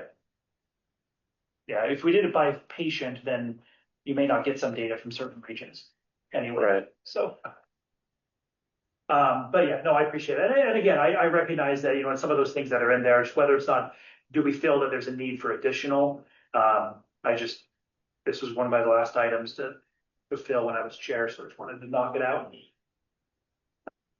provide the board with some information that this is how it's going. And I think now is, Brandon, the study you guys are doing, are you looking at, was there any discounting questions or no? Probably just whole pricing, just whether or not they liked it or not? Yep. Okay.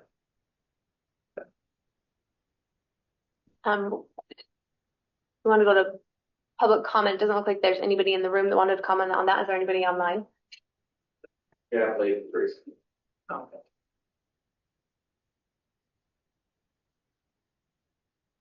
Blake Smith, Zion. I basically just feel like every single time we try to jump into forcing businesses to have to conform to something, it just feels weird to me somehow. It feels like we're going to, and look, we can cry all we want about the state setting up an oligopoly from the beginning, but like that's now 5 years past. We are where we are. And going in and telling a business how they should run their business just feels very weird to me. And this is going to sound flippant. It's not actually meant to be that way. So I'm just going to throw it out there. Is there any way we can just make sure Riverside gets a pharmacy at some point so they can compete the way they want to? And then we go from there. And so anyway, I want to make that a I know. It's my meeting. I can't make a motion, but it's one of those things where, when opportunities open up and those who have been participating in the industry the whole entire time, it would be nice to be able to see that, either their reward for their efforts and their different ideological ways they think about the universe can be given to patients. And so, I'd love to see everybody get their chance at something. Anyway, thanks. Thanks, like that. All right, back to the board. Matt, you got anything else? No, there's no motion. I'm just, all it was a data meeting. Thank you. Then we're going to go to number 8. This is a long time conversation. We're going to wrap it up in 45 minutes or less. Combustion of medical cannabis by Nanette Brigley. That's me. Okay. I'm sure you all read the memo. I'm not going to read it for you, obviously. Just maybe to give a little bit of back information if you're unfamiliar with combustion in the cannabis industry.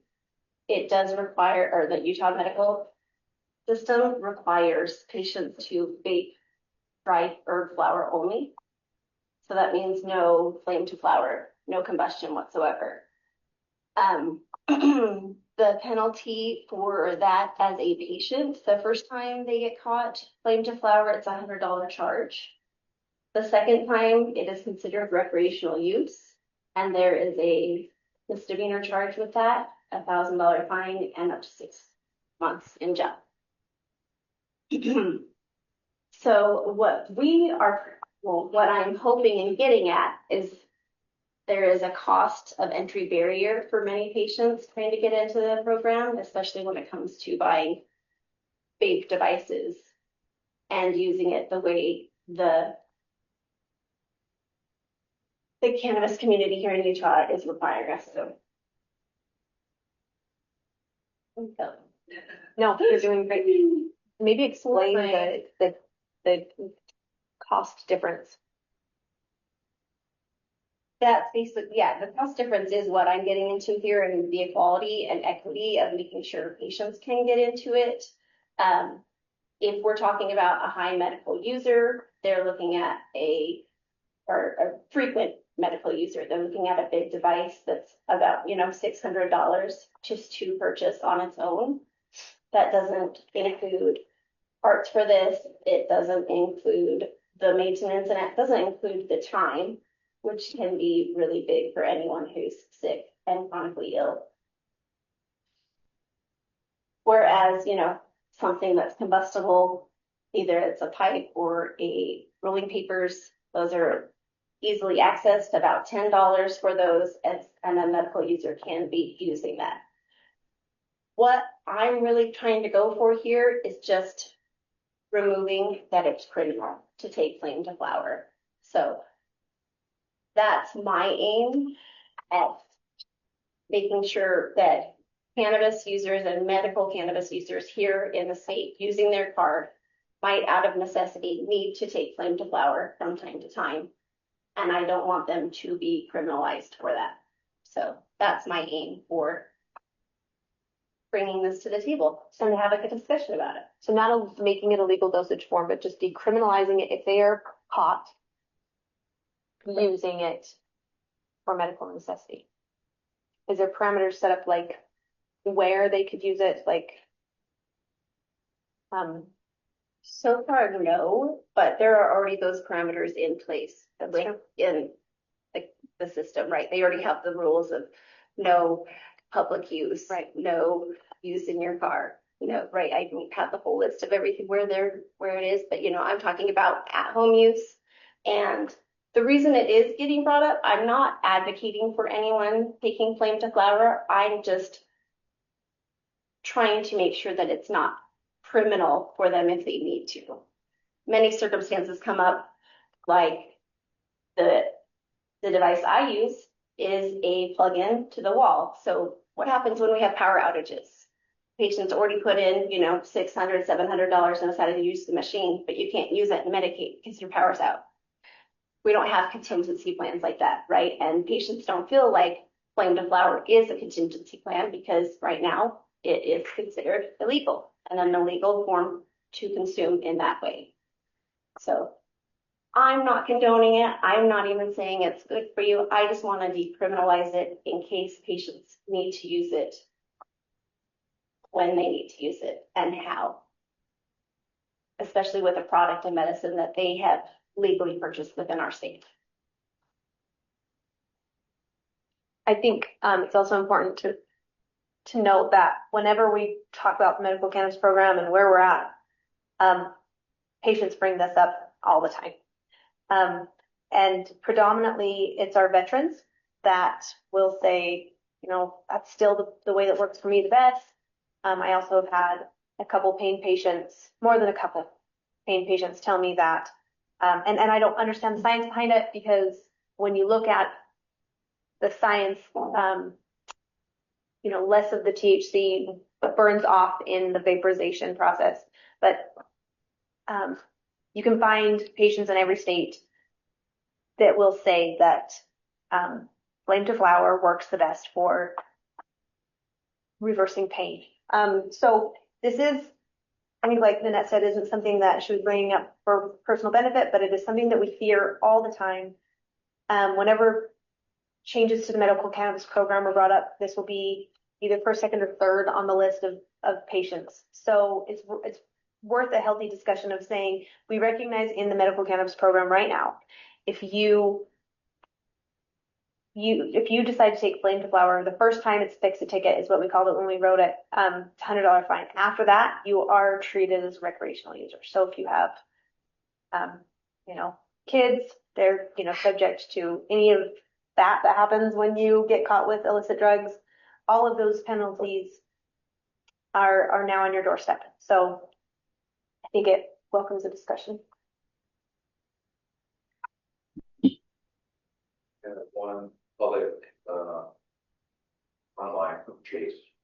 Okay, let's go in the room first. We have Nara has signed up for public comment. Nara, if you state your name and you can take 2 minutes. Yes, hi, my name is Nara. I'm not representing any organization today. I'm here as a patient. The reality of this is, medical cannabis patients have been fighting this war for a really long time. And specifically being a person of color that has had to tiptoe around the legality of this, being somebody who has been targeted and profiled and arrested for possession and charged with a DUI when I was not even under the influence of it, but because I had it in my system. These are concerns we think about every single day when we make rules for our medical cannabis program. These are just regular people that are just trying to find some dignity in life, despite the fact of what people may say about them, what people might think about them, how people may judge them. And every opportunity that we have to be able to make it easier for people to have that dignity and to not be typecasted and treated like somebody different that is taking any other medication. That's really, what I'm really speaking on here. And I think it'd be naive for all of us in this room to sit here and think that all of the patients that are in our medical cannabis program that are using flower are all using dry herb vaporizers. I think that's a pretty naive statement for us to think. And to further then create an opportunity for law enforcement and other people to judge, to criminalize, to target them is just unnecessary from a patient perspective. Doesn't mean that we advocate and allow people to do it and we allow dosage forms. I agree with Nanette that that's not something that I would even advocate for. Somebody who used to use flame to flower that now uses dry herb vaporizing, I feel archaic when I actually do it the other way. And if we can actually educate people on the benefits of dry herb vaporizing, right, and having more investment in dry herb vaporizers, which that's something that actually Dragonfly is doing, is creating an affordable quality dry herb vaporizer that's $80. But we need more education as to why that's actually a benefit, so people can actually develop those types of products and create a demand for it for people. Thank you, Nara. Okay, back to the board. You have 2 more. I have to. Oh, I do have to. Chase Hillis. Yep. Okay, now we'll go online. Who's the first one? Chase. Chase, Hello? you're up. Can you Yes. guys hear me? Yep. Can you state your name and who you're Awesome. affiliated with? Hi, I'm Chase Giles, and I'm just a Utah patient. Thank you. I on behalf of myself. I am going to approach the conversation from a couple different angles than other folks. So chemically, and feel free to look into this. I had a conversation with ChatGPT this morning to kind of just make sure that I was right about it. But chemically, what happens with flame to flower is different than a vaporizer. It's much more intense, and it leads to chemicals like CBN, something similar to THC but less psychoactive, being more prominent in the smoke. And something that I did when I smoked cigarettes was make the trade-off. I know the risk to my health, and I don't do that anymore, but I knew the risk to my health, and I decided to do it anyway. And I feel that is a fundamentally American thing, and especially when it comes to a critical medication, being able to take it in a way that is chemically more fitting for someone, where the terpenes are altered, the cannabinoids are altered from how they would be versus vaping. I feel that is just, It's something that has bothered me about our program since the beginning, and I would certainly be. Well, Chase, we lost you, Chase. You'd certainly be. It looks like he completely dropped off. Yeah. Well, we will never know.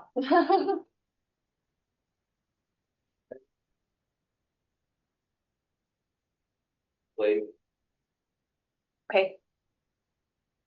Blake, you there? Blake, are you there? Coming. He's coming. Here I am. It wouldn't be a good meeting if I didn't make a comment on every single item. So here we are. Look, I think actually Nerith makes a pretty good point in that we know that there are a lot of users who are currently still putting it to flame and so forth. Look, I think if we're thinking about it from a terms of patients, we should be giving them access that is helpful. I do have concerns, however, because having participated in multiple states with multiple, groups, typically what happens is as soon as you release some conditions, all of a sudden, the floodgates start to open. And that could be good or bad. But I don't think we will have generalized support towards pre-rolls and a whole bunch of other things. And so I think, like my last comments, it's part of this group's job is to come up with the right bounds and conditions for how we think about doing some of these things. One of the things I will say is, if you're going to do inhalation methods, there's times and places where inhalation can bypass metabolism and it has real value for certain conditions. But does that mean it should be carte blanche to do everything every time? That stuff worries me when I think I don't think everything always has to be absolute one way or the other. And so if I have any opinion, it would really be this. We should think about how to help our patients get the best access to the best medicine they can get in the most appropriate way for them, but also in a way that, preserves what we want out of a medical program. Thank you, Blake. Chase is back. Oh, yeah, Chase, do you want to finish? You had, I think, like 30 more seconds. We'd like to hear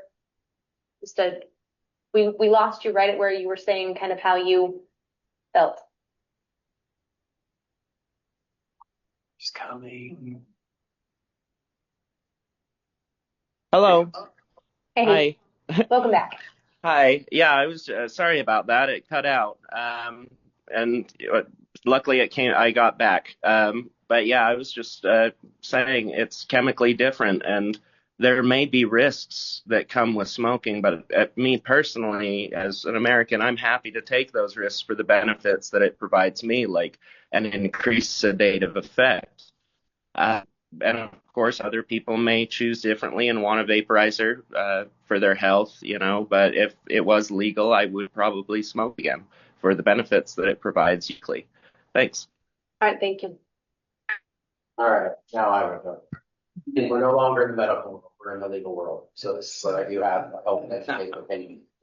I think we're not asking to legalize smoking as a form factor, right? So no one's asking for pre-rolls, no one's asking for, anything else like that. What we're asking is to remove the criminal penalties around flame to flower. And if you want to get super technical and you don't feel comfortable removing all those penalties, what you can do is make it very similar to how decriminalization is handled in the majority of the country. So in the majority of the country, states have determined for personal possession, you can have up to a certain amount, and it either carries nothing with it, no infraction, no fine, no nothing. Some states have said up to a certain amount. Yes, that's still what is our version of an infraction and carries a fine. Some people even say, hey, for the first time around, right, it's just an infraction and a fine, and then they go from there. So I think all we would be doing is we're not legalizing smoking cannabis. I think that's the first thing to say.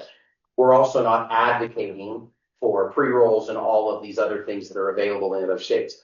What I would say, and I can't speak for everyone else, is I do not believe a patient who smokes cannabis twice should be subjected to 6 months in jail. We should be removing any sort of jail time associated with the personal use and personal possession of cannabis. Now, that again is not advocating for trafficking, right? That's not advocating that those folks who are doing it beyond just personal use and possession don't face criminal penalties. So I think we got to make sure that we're talking about exactly what this is. This is not legalizing anything.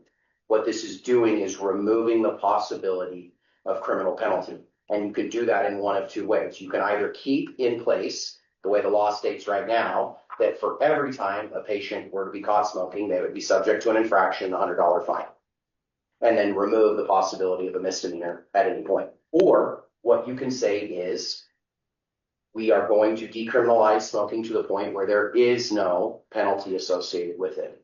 I imagine the former will be more palatable to lawmakers and probably to our law enforcement friend who's a member of the board. But I think it's just really, really important to understand what it is that we would be advocating for and not what we're not advocating for. No one's asking to turn the floodgates on and let everyone go down the street and smoke flower. That's not what we're advocating for. What we're saying is people should not be going to jail or face the penalty of jail for the use of this plant. And if we were talking about this in a more, a broader context, I would be advocating this is the policy we should be moving towards as a society in general around cannabis. Personal possession and personal use should not put someone in a jail cell. The number of people, there's still 40,000 people in this country, if not more, serving time for cannabis offenses. So the job I get to go to every single day, the job that Narek gets to go to every single day, Matt, there are people that are in prison because of that. And whether we want to admit it or not, many of us owe what we're doing today to those people that carried the water when it was legal. And I'm not here to debate whether their conduct was rightful or wrongful. The law has has adjudicated them. But we owe it to them. And to think that someone who either can't afford a dryer vaporizer or for one reason or another prefers that as their method, to know that they could face 6 months in jail for that when they've done everything else right to become a legal patient or buying it from legal sources and all those things. So for me, I would advocate at the very least that we as a board recommend removing the potential of a controlled substance charge, no matter how many times they're caught doing it. At most, it should be an infraction and a $100 fine. Quite frankly, I think we should remove the ability to be charged with a controlled substance charge anywhere as a patient, but that's not what we're here to debate today. That's helpful. Thank you. I understand a little bit, but how are we still going to encourage patients not to? And so I was just wondering how that. Yeah, to me, that's the carrot for patients is knowing that they're not going to face, they know that they're not going to go to jail for it, but they also know there's the potential that they still face some type of monetary fine. Right.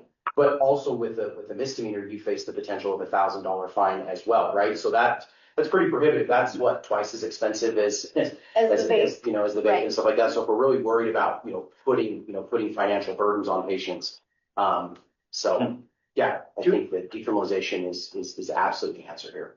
In your research of this, Nanette, were there any examples of patients who have been cited and have had a second offense? I was not able to get access to that information. It's not readily available. They didn't list it anywhere. You have to do it. Is it listed like, do they lose access to their medical card if they get a second offense? No. No, I think only after a distribution charge. Then they can't be a caregiver. Yeah, that deals with caregiver. Because the RMP controls whether they keep or lose their card, and that's generally, I mean, I'm sure it could consider criminal, but that's not a requirement that says, hey, if they've done this. Yeah, that's just usually for agents and owners, right? A felony or a distribution charge after a certain period of time. Yeah. 10 years. I like the just keeping it kind of the fix it ticket $100 fine, every time they get caught, for the kind of like the safety net of making something passable. But again, when you think about Nanette's point that this is about affordability, and I know, I think about the patients that I know that have used this route, and a lot of it is the expense of dry herb vapes, the expense of gummies, those things. I think, are we just deferring the fines back to the people that can't afford it, and that was their beginning problem? So, well, who charges the fine? Jimmy. Law enforcement. Law enforcement. Yeah. So I mean, you don't pay your fine, it could escalate too. Of course. Right. Of course. Yeah. But I also think too, it's the question of Jimmy's got a smile. what do you think the legislature will find palatable and what we think will pass, or do we even care about that? And we want to make a stronger recommendation. And I think that's where it comes down to whoever wants to make the motion and see where the votes lie. But I think at the very least, no one should go into prison for smoking cannabis. Like, just if anyone disagrees, be happy to talk about it, at length afterwards. But we should be moving away from criminalizing conduct around cannabis unless it is truly criminal conduct, right? Right.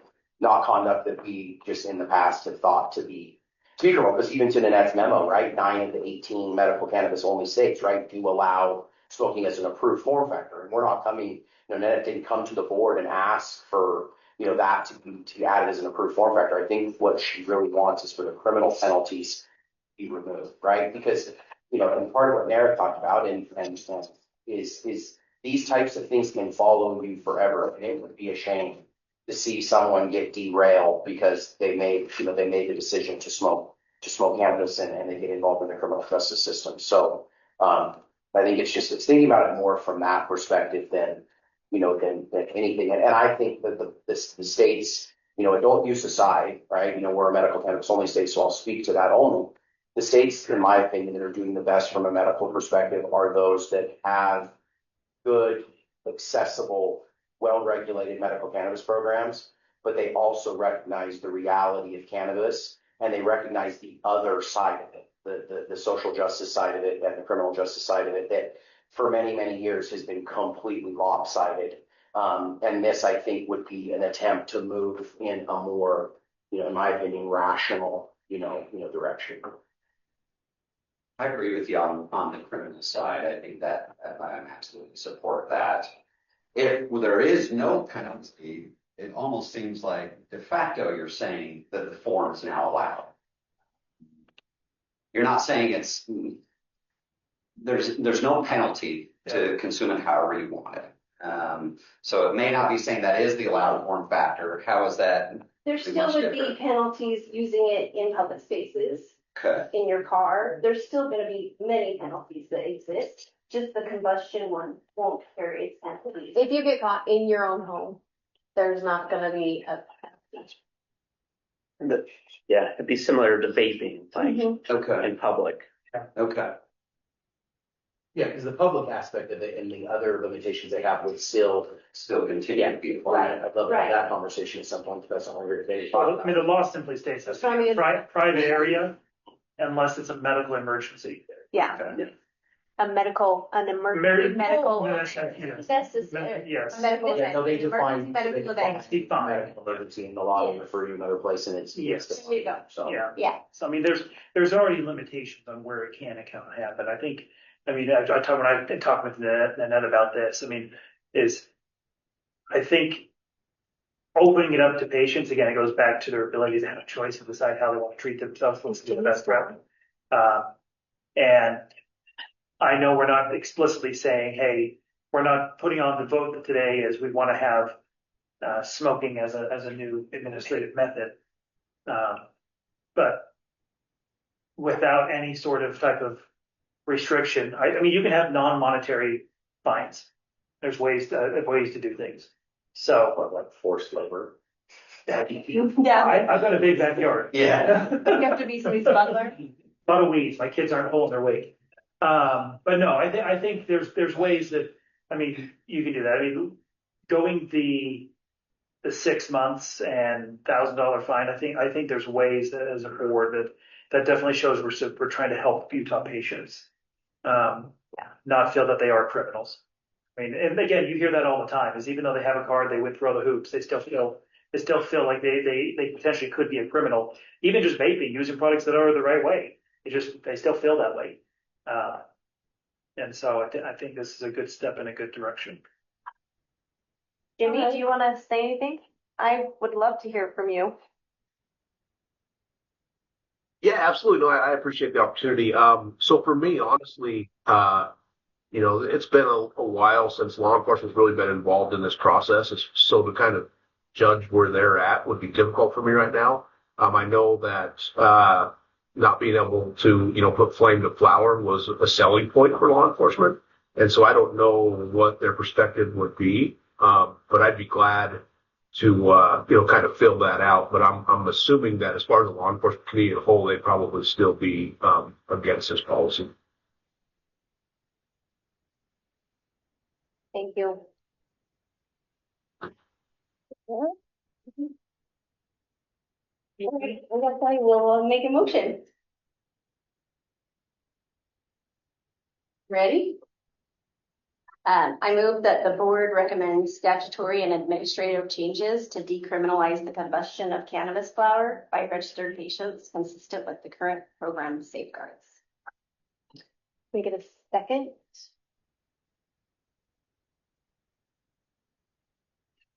I'll second that.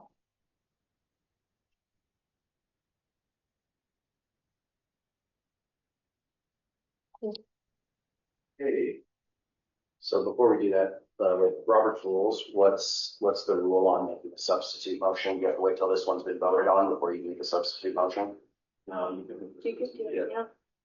Yeah, I'd make a substitute motion, that we remove the potential for a controlled substance charge for anyone, for a medical cannabis patient, a cardholder who combusts cannabis.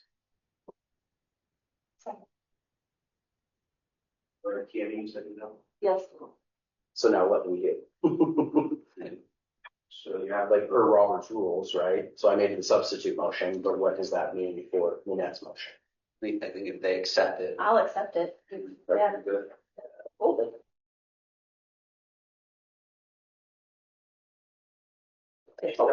Yeah, Yeah, sounds good. I had to Google the Roberts Rules of Order so you can start finding answers. Maybe we need a training. You're right. You can abstain. So Yes. you got that right. It may affect your total count at the end, but you can abstain. And that doesn't mean you voted no. So I would say. Okay, so now we have we've got the substitutes now. Yes, yeah. Okay, you said.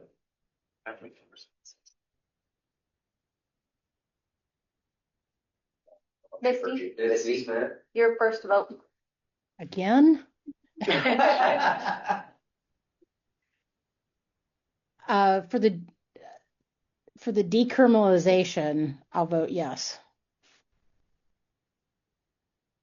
I do not condone flame to flower for the pulmonary risks that are associated with it. Is there any hands? Yes. Annette Barishi? Yes. Ken, Yes. Matthew Page? Yes. Katie Lorky? Probably vote yes for my own motion. Yeah. I think I should probably vote yes for this one after the soapbox. Judy Higgs? Yeah, again, like I mentioned earlier in my statement, being no for me, I just don't think law enforcement's ready for this. He can abstain. Yeah, you can abstain. Also abstained. No, he doesn't. Chris Morgan? Yes. And Katie Lorky? Yes. All right, that motion passes. Yes. 8-1. Sweet. So next meeting's agenda, if you guys have anything that you want on it. I don't know that we have anything that we need to bring up for it. I think one thing I would like, since the letter from Drug Safety Utah talked about education, we can talk about education. And Rich, I know you presented a few times on education. I'd like to maybe have a roundtable discussion next time. Maybe it turns into an agenda item for a later meeting on education topics and what might be appropriate for UDAF to educate on, what might be appropriate for DHHS to educate on, and then understand where maybe we have some gaps, beyond that. Because I think if we're saying that we're all concerned, whether we agree or disagree on whether youth use is a problem or not in Utah, I'm sure we all can say we're concerned and we do not want youth who are not approved to use cannabis through their doctor, professional sport, to use cannabis. What can we do to do a public health education campaign around that? And is that appropriate for this agency, industry? Who's that appropriate to do? And then also to understand from you all, maybe Trevor, this is where you could help us with some research on what public education campaigns have been done across the country. I know you did some of that a little bit before. I think we did that January of last year. Understanding, to the extent we can even get it, maybe what some of the cost is, because I know that's going to be a huge part of the discussion is who has the money for it and those types of things, and what's the cost to do it. Because I truly believe, like I said, when we talked about potency caps, educating people on what it is and what it isn't is of vital importance. And if it's not a public health crisis such that we need to change law and regulation right away, but we want to curb against it, education would be a great way to go. So I'd like to see, maybe it's not a full memo or anything, but just I think people come prepared to discuss education and what you all are currently doing and what plans you have to do in the future. And then from the board, what kind of education would you like to see done in general? And who do you think might be, who might be best to provide that, that education around this? Like that.